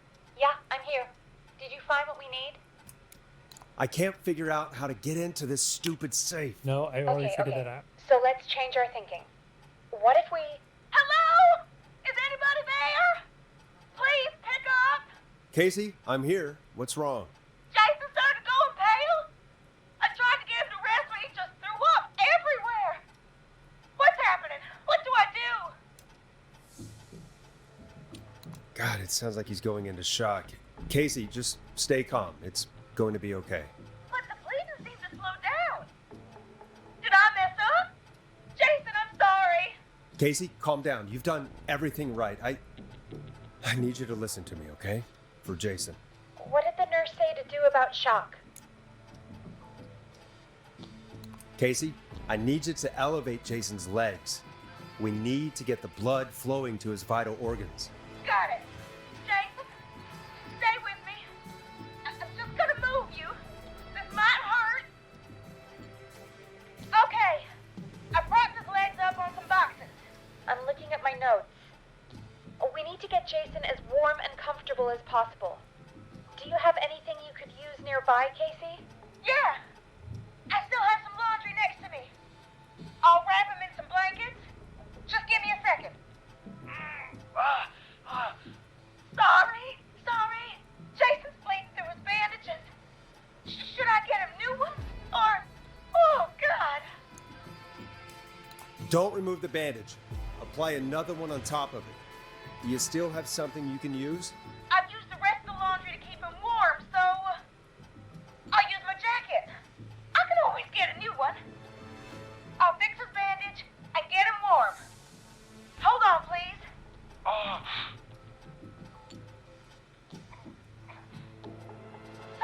Sorry. I'm done. You're gonna be okay, Jason. Just relax now, okay? Boris, I'm scared. He's not doing well. Is he gonna... Casey, I need you to be strong for Jason. Sit with him and reassure him that everything's going to be okay. Okay? Okay. Please,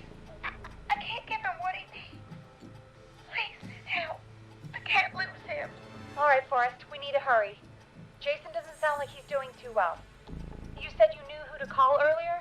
Who was it? It's We John. need to call John Hedges. He lives on Nancy Drive.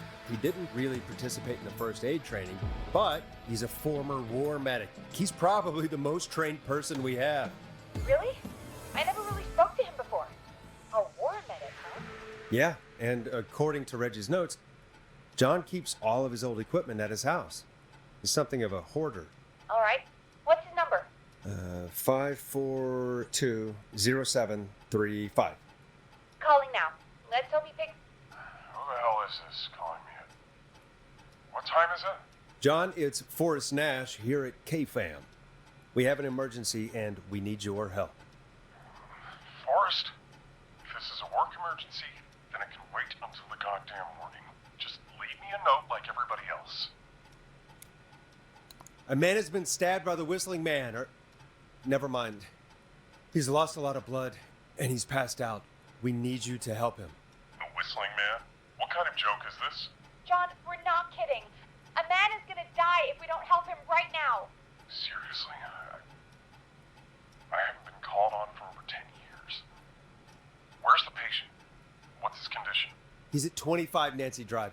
I think we got his friend to stem the bleeding, but he's gone into shock. He's passed out right now. You say he was stabbed? Do you know the extent of his injuries? From what we were told, he has 2 major stab wounds. One to the stomach and one to the leg. The knife is still in his leg, and the stomach wound is open. Understood. Let me grab a few supplies and I'll head right over. Damned if he dies on my watch. Thank you, John. We'll let him know you're on your way. Good luck. Hello, Casey. Are you there? How are we doing? Bad. Jason seemed really weak and then just started thrashing. Shit. What about now? Is he still thrashing? He's passed out. Please tell me you found someone to help. Casey, help is on the way. My colleague will be there soon. You hear that, Jason? Someone is coming. You're gonna be just fine. Just hold on for me, okay? Just hold on. Come on. Hello, Casey. This is John Hedges. I'm here about Jason. Please let me in.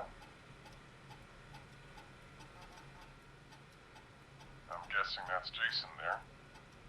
Casey, I'm gonna need your help. Forrest, Peggy, don't you two worry. We've got this from here. Okay. Forrest, we'll call you back later. I have to go now. Good luck, everyone. God, I hope he's gonna be all right. And with that, the show moves on. We're sending our best wishes to Jason. Well, after all that excitement, I think we could use some music. Come back upstairs when you're ready. You know, it's actually kind of surprising. I don't think I've seen a single horror movie about scorpions. I mean, I've seen horror movies with scorpions in them, just never an actual movie about mutated scorpions or scorpions that were evil or anything. That's like a really big untapped market. I never even thought about that. That's the wrong way.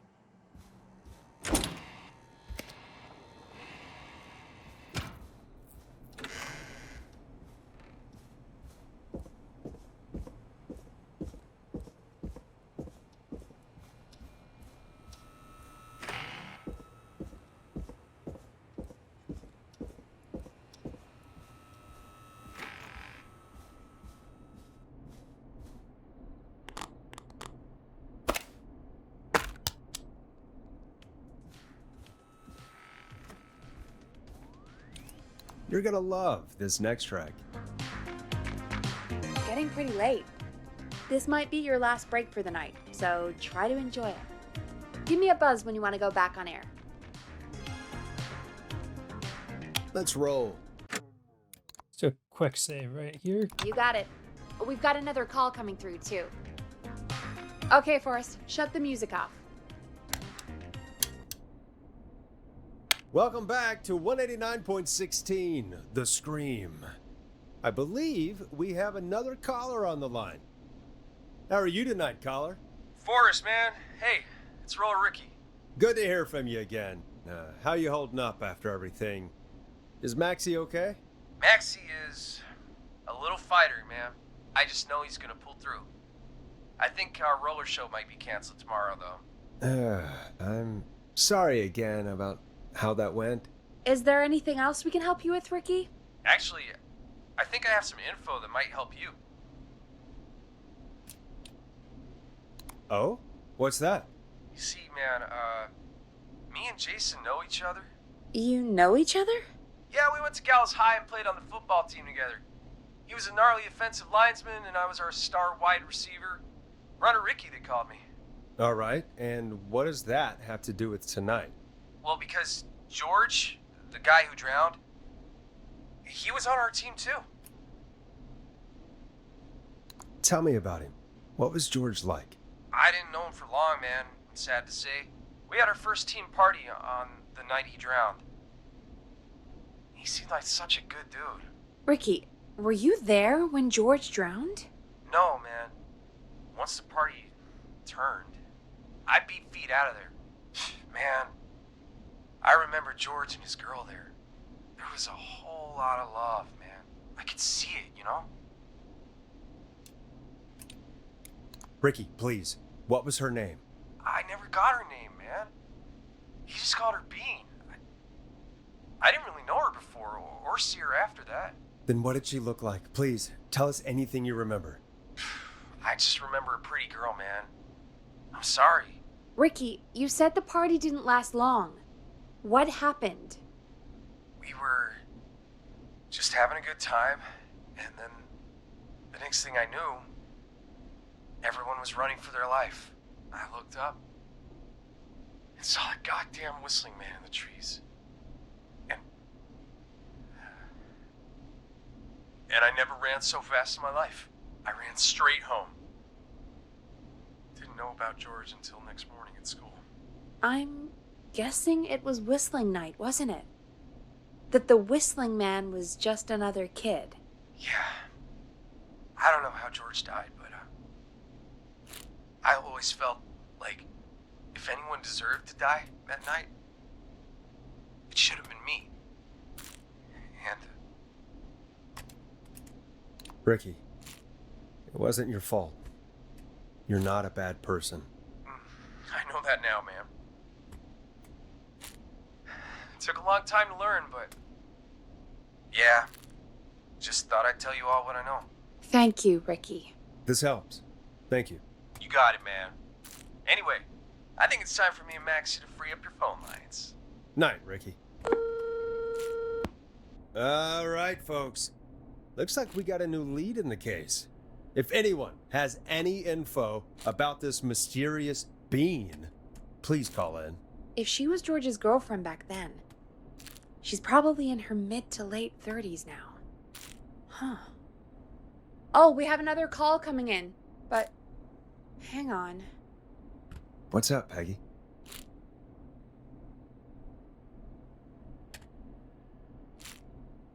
Peggy?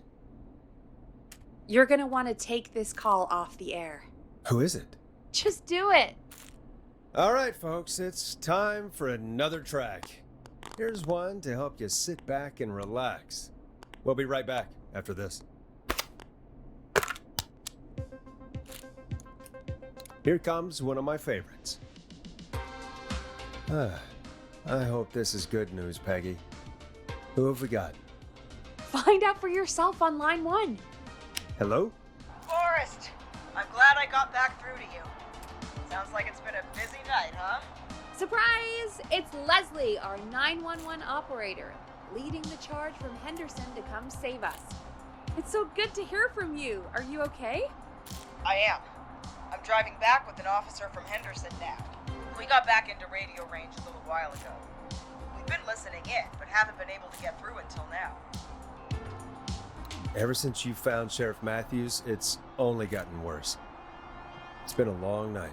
Well, it shouldn't be too much longer now. I'm glad I got through to you. I wanted to let you all know what's going on. I made it to Henderson. Turns out somebody had cut the phone lines and they had no idea what was happening. After I told them, well, their sheriff sent a goddamn squad back with me to stop this.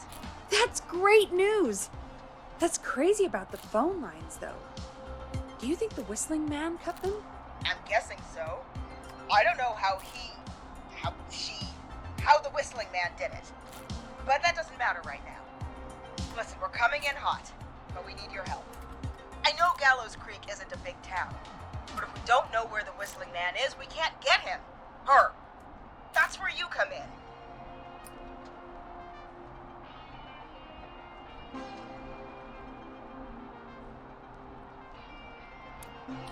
You can count on us. What do you need? It might be a long shot, but here goes. The Whistling Man already called up a few times. I bet she calls again. We're still a little ways out of town, so if she calls, stall her. Buy as much time as you can for us to get in. And while you're talking to her, try to figure out where she is. We'll be listening in, so once her location is known, we'll head straight there and end this nightmare. I'll do my best. I know you will. Heck, I can see the headlines now. Forrest Nash's interview of a lifetime. Anyway, I'll radio the other cars and tell them the plan is a go. Hopefully the next time I see you, it'll be with our killer behind bars. Take care now. We'll see you soon, Leslie. Thank God. It sounds like this is almost over. We're nearly through this. Best we don't waste any time then. Let's get back. 162. You got it. Time to turn the music off. Or I could just do this the rest, like 3 more hours. They should just add that as DLC, like a... Okay, Forrest, shut the music off. Bringing you back live now. Welcome back to The Scream with me, Forrest Nash. The line is lit up, but before I get to our next caller, I just want to say things are looking up. It's almost over. But for now, let's bring in our next caller. Bit of lag there. Evening, caller. This is Forrest Nash. Hello, Forrest. This is John Hedges. I'm here with Casey. I wanted to give you an update on Jason. John! Is he gonna be okay? He's a fighter. He'll be fine. We've got him stabilized and resting in a bed. We're preparing to move him to the hospital. Thank you so much. If you hadn't been there, then... God, I don't even want to think about what would have happened. Of course, Casey. We're just happy he's okay. John, Casey, you two did all the work. Tell Jason to get well soon from us, whenever he's up for it. Well, why don't you tell him yourself? Is this Forrest? It is. I hope you're feeling better now. It's good to hear you, Jason. How are you? Oh, well, you know, I've got a hole in my stomach, and there's a knife in my leg, but John gave me something to take the edge off. So, I might feel even better than either of you. Oh. Take it easy until you get to St. Gabriel's. I will. But, before that, I needed to call you. I'm guessing the Whistling Man is still out there? Yep. As far as we know, anyway. I was worried you'd say that. God damn it. Actually, I'm glad you called. I wanted to talk to you about what happened earlier. Go for it. We spoke to Roller Ricky not long after you were attacked. You spoke to Ricky? Is he alright? He is now. I mean, he was attacked earlier, but this call came after. Hey, guys, I'm really sorry, but there's a call on the other line. I just need to make sure we don't have another situation brewing. You fill Jason in on what happened. I'll be right back. Sure, Peggy. Sorry, Jason. Where was I? Yep. Ricky's fine. You don't need to worry about him. That's a relief. He told us about George. Sounds like everything's finally coming out now. It's been tough to hold it all in. Sounds like you've been holding back about something awful, Jason. I'm part of the reason my best friend is dead, Forrest. And the few who knew about it said if I ever said anything, I'd find myself in jail. For a long time. It was hell. And then the town just moved on. Like he'd never existed. Who killed George that night? Some of the guys on the football team had an idea for a way we could haze the newcomers. We decided to plan a party in the woods and have the Whistling Man crash it. It was stupid. We each had a role. I was the stabbed friend. At the party that night, I left the group for a second. Met our Whistling Man. Pretended to get stabbed in front of everyone. Started an almighty panic. Those screams. That was the last time I saw or heard George alive. How did George die, Jason? I don't know. I was playing dead. But when I heard her scream... Ricky mentioned a girl named Bean. Is that who you mean? Bean? Oh yeah. I guess George did call her that. Yeah. He called her Bean. I heard her again tonight, Forrest. Her name was... What? What happened? Are we still on air? No, we're not. Bit of a lag spike. How do we get it back on? I don't, oh, we can use the emergency generator down in the basement. Reggie picked it up a while ago in case we ever needed to do an emergency broadcast. An emergency broadcast? Emergency? You know, nuclear war, alien attack, broadcasting a serial killer's location to the top so we can end this nightmare. Fair point! It's in the storage area in the far back corner, up on the wall. You might have spotted it earlier when you were digging around Oh, for yeah, I those did. tapes. It'll have a big red button. Just press that. I'll see you when you're back. Okay.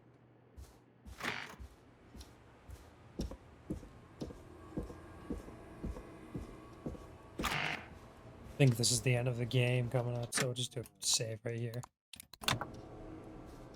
Just in case. You never know. And if I'm thinking about it, I probably should have been doing this earlier. Before everyone died. Before I got everyone killed, really. Because that is basically what happened. I got like, there are so many people I got killed. Like that one lady totally would have survived if I just told her, don't touch the wire. Far back corner. Why is this station so big? I don't know this thing. This thing. That must be it. Oh, we've got power. Easiest button press in my life. The Whistling Man. I need to warn Peggy. Shit, there's one right here. I can warn her.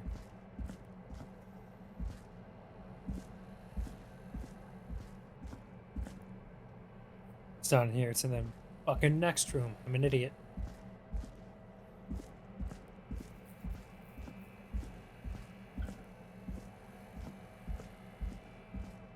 Be funny if this, like, I turned the corner, like, I just come out of here, and the fucking murderer is just like right there. As they start stabbing me, and I pull out a knife, start stabbing them, just like the fucking Wolfenstein game.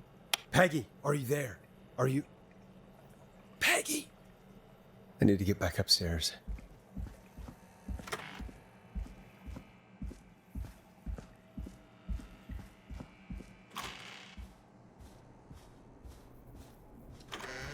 What the hell?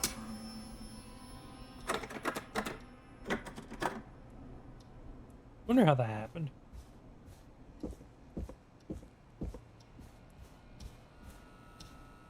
You scale the roof?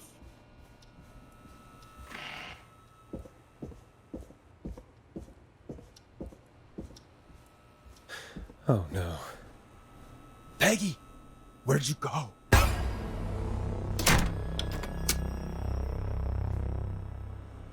No way.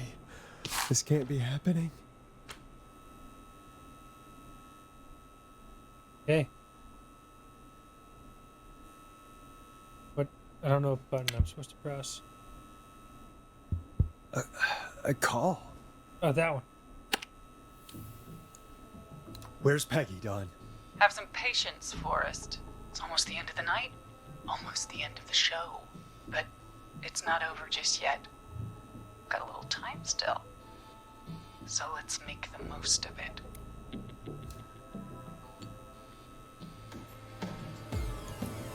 All right, let's. I'm happy to hear that. Huh? I thought we'd end tonight's Whistling Man special with a special guest. The one who started it all. Oh, let me take that out of your mouth and You crazy bitch! Let me go! welcome to the air, Mr. Teddy Gallows Jr. Wait, It's all gonna come out tonight, Teddy. Your daddy and his money saved you 20 years ago. But even if he crawled out of his coffin with all the money in the world, wait. Where the hell is Teddy?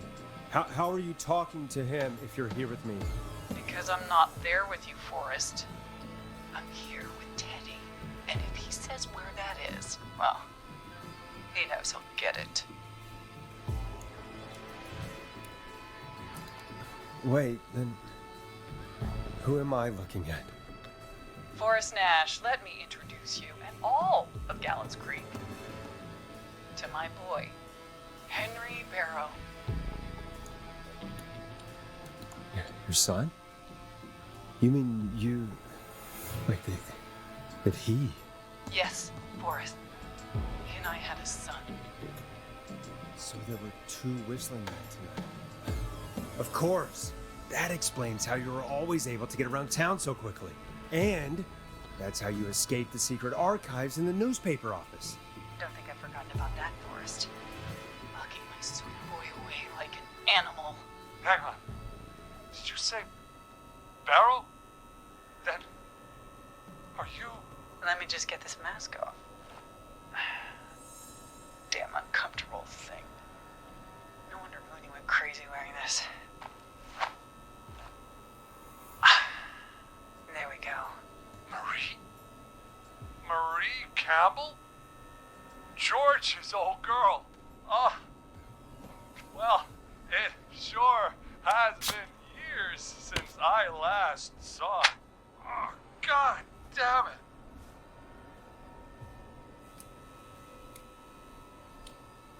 Marie Campbell. So, not Dawn, huh? No, not Dawn. What are you going to... Everyone's gonna know now what Teddy did. He killed George that night. This night. 20 years ago. Listen to me. You... You're gonna talk when I talk to you. And not a moment before. Meanwhile, Forrest, I'm gonna give you the chance to talk. You're gonna help me reveal what really happened to George all those years ago. Okay, Marie. I'll do it. Good. Then let's talk about the night George was murdered. Murdered? Listen,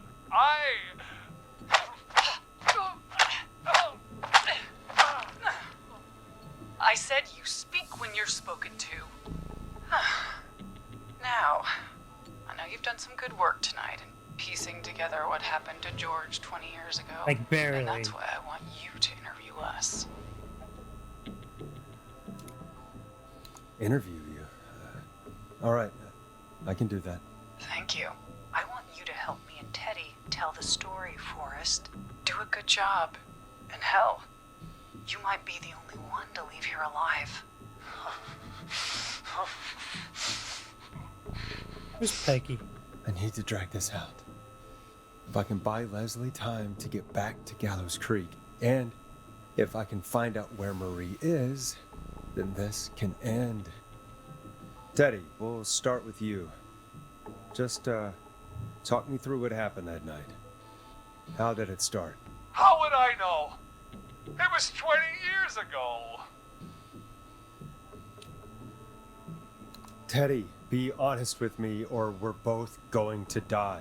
Honest? Forrest, I'm trapped here with a psycho. Ow. What the hell? God damn it. Okay.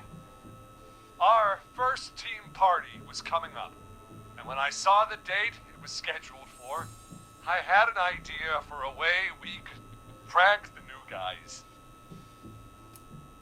I understand that kids in Gallows Creek know tonight as Whistling Night. I'm guessing that's what you mean? Well, we didn't have a name for it then. It was just the night that Mooney went missing. But Whistling Night is what they'd call it later. Wait. You mean this was the first Whistling Night? Keep talking, Teddy. We went up near Whistling Point. God, who was there? Me, Jason, and George, of course. But George didn't come alone. He brought Marie. And Roller Ricky, he was there too, wasn't he? Yes, Ricky was there too.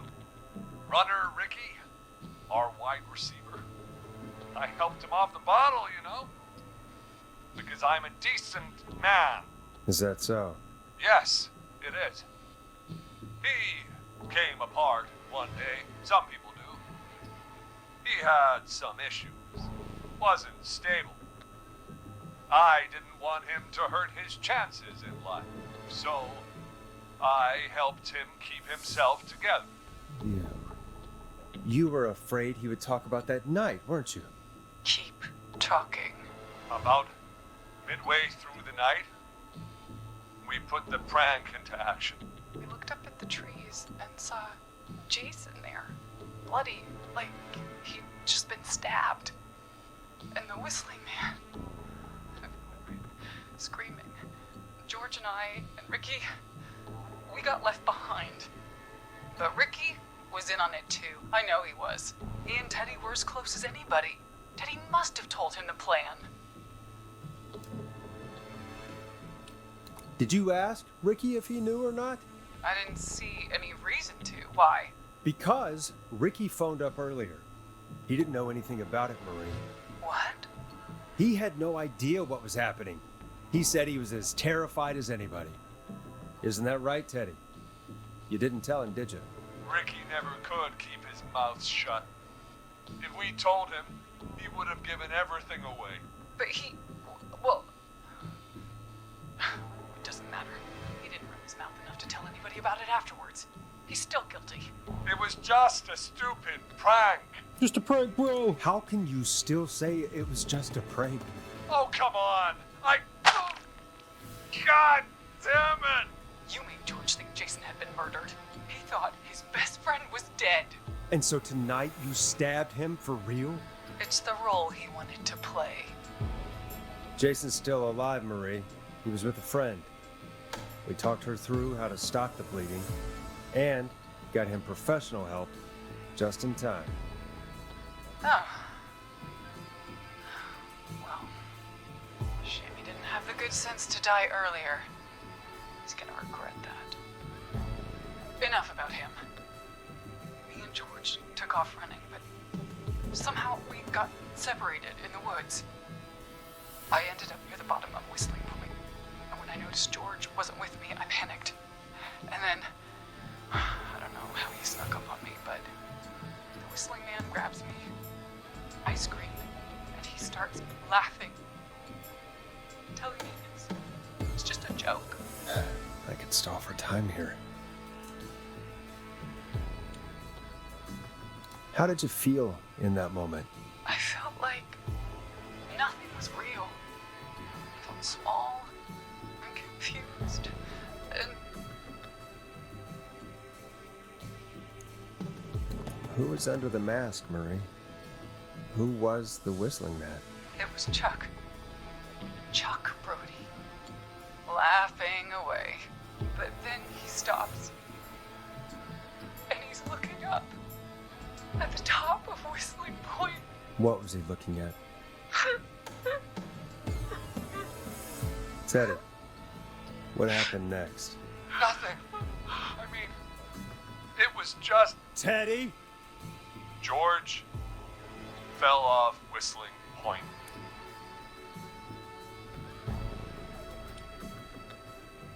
How do you know what happened? I saw it. You pushed him. You were up there. You were dressed as the Whistling Man too, and I didn't push him, god damn it. I just chased him up there and he kept backing up. When I saw he was about to go over, I reached out. That's what you saw. you liar. It's not my fault. He didn't know it was a joke. If he'd had any brains, he would have realized. Ugh. You bitch. No one's going to believe this. After all you did. If she's lying, why the cover-up? My future was at stake, Nash. You know what it's like. People like us are bred for bigger things. I'm going to be the mayor of this town, Forrest. And then governor. And then, who knows? What happened that night was tragic. It should never have happened. But it was a mistake. It was just a stupid joke gone wrong. So my father sent Clive out to clean it up. Why should a blip ruin my future? George was a blip? He wasn't a blip, Marie. His father covered it up from there. I searched for George's body all night, but You never found his body, Marie? I looked all night. Jogger found him the next morning, washed up on the river. Instead of telling the truth, she lied. She said she found him in the reservoir. Our jazz runner, Sandra Sharp. Guess we'll never learn why she lied now. Everyone was in on it, Forrest. Even the coroner wrote a fake report. Said George was drinking. That he'd just got himself into trouble. And I saw. I'm sorry. For all it's worth, Virginia didn't have much of a choice. She had a sick sister whose treatments she couldn't afford. She played along with the gallows to save her sister's life. And her own. even still, she should have told the truth. I did my part. I tried everything I could think of. I even went to the newspaper, but no, that coward killed the story. We'll take care of Maurice Russell later.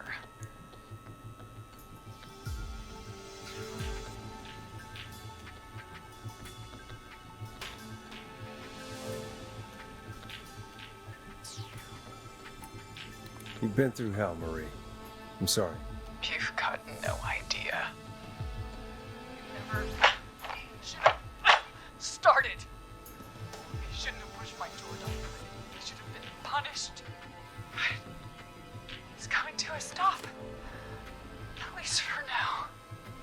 Here, where George and I first met, before he joined the football team, was right after he shot the winning throw. Wait a sec. You're at Gallows Creek High, in the gymnasium. That's right, Forrest. Not that it matters, but yes, we're here. Anyway, I think that about wraps up the interview with Teddy. So, Marie? Where? oh my god. Peggy! Teddy? You've got to help me. Quiet. You'll talk more later. Now I have to talk to someone who mattered more than you ever did. Peggy. It's been so long since I've seen your face.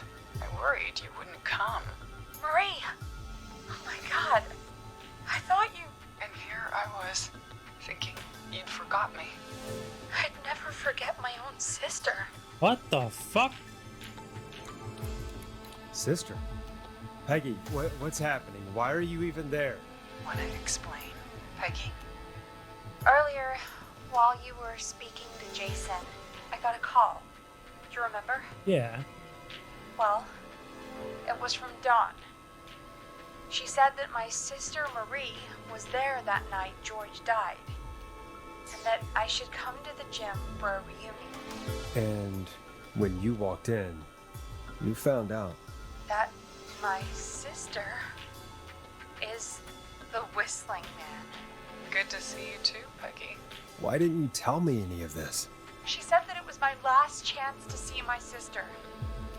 I knew if I told you, you'd try to stop me or come with me when we need you on the radio. And I just... I'm sorry. This has to be a lot for you. What happened to you, Marie? You just disappeared one day. Disappeared? I was thrown out, Peggy. I begged Mom and Dad to do something about what happened that night, but did they care? No. They told me to stay quiet. They only cared when they learned I'd been with George. And Marie, I'm so sorry. I never knew. it's not your fault. Really, it's Mom and Dad I should be seeing right now.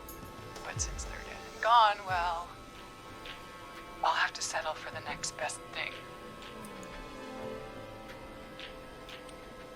Don't.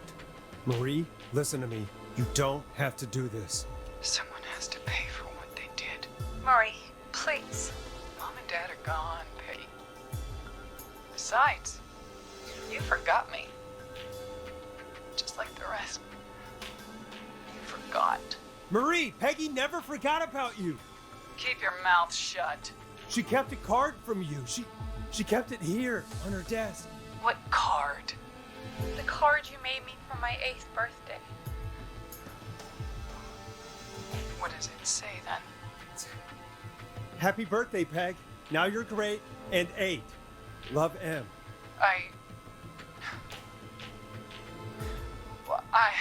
Henderson police! Freeze! No! Henry! Get out of there! Peggy! We have 2 wounded, and we're in pursuit of the suspect. Henderson police! Freeze! Forrest! Leslie, how's Peggy? She's been cut pretty bad, but we're here now. I'll be okay. God, Marie. Hey, officer! I need you to look after Peggy. She needs help. Now. We got here just in the nick of time. Oh, thank Where's God. Marie? She bolted right as we got here. The police are right on her heels. It won't be long now. It's over, Forrest. Well, folks, it was a long night, but we made it through together. I'm gonna head off to go check Holy on shit, is that Peggy. 5 hours? This has been Forrest Nash. Good night. And good morning. That's fucking crazy.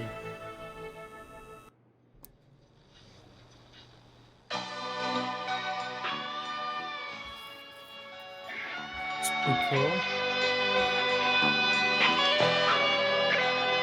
And then these are all the people I saved and didn't save.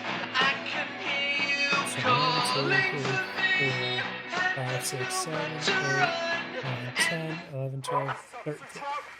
Come in. One suspect is in custody. We've trailed the other suspect into the nearby woods. So I missed 13 Let me go.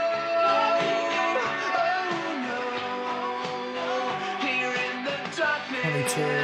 I've got this feeling. It's growing stronger.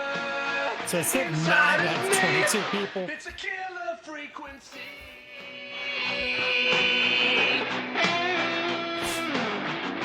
I can feel my heartbeat, and it's bursting out of my chest.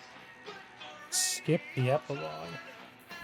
Playing the song we love best, I can put up a fight, but you choose not to stay, and you won't let me go. Oh no, here in the darkness, I've got this feeling. I don't know if this is royalty free or not. Might get into a shitload of trouble for playing this. But I do want to see like the end. Oh, it's a killer frequency.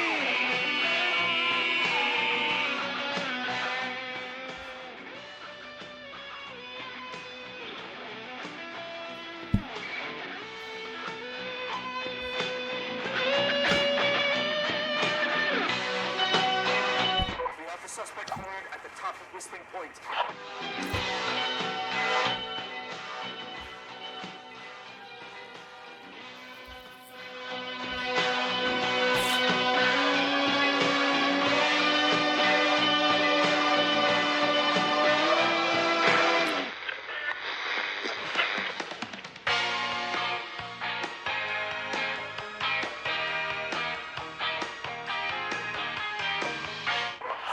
Put your hands in the air! Get down on the ground!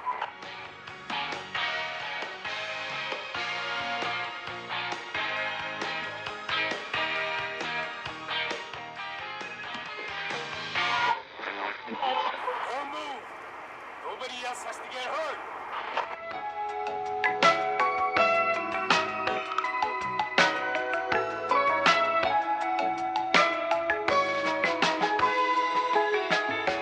No, stop! Suspect has jumped!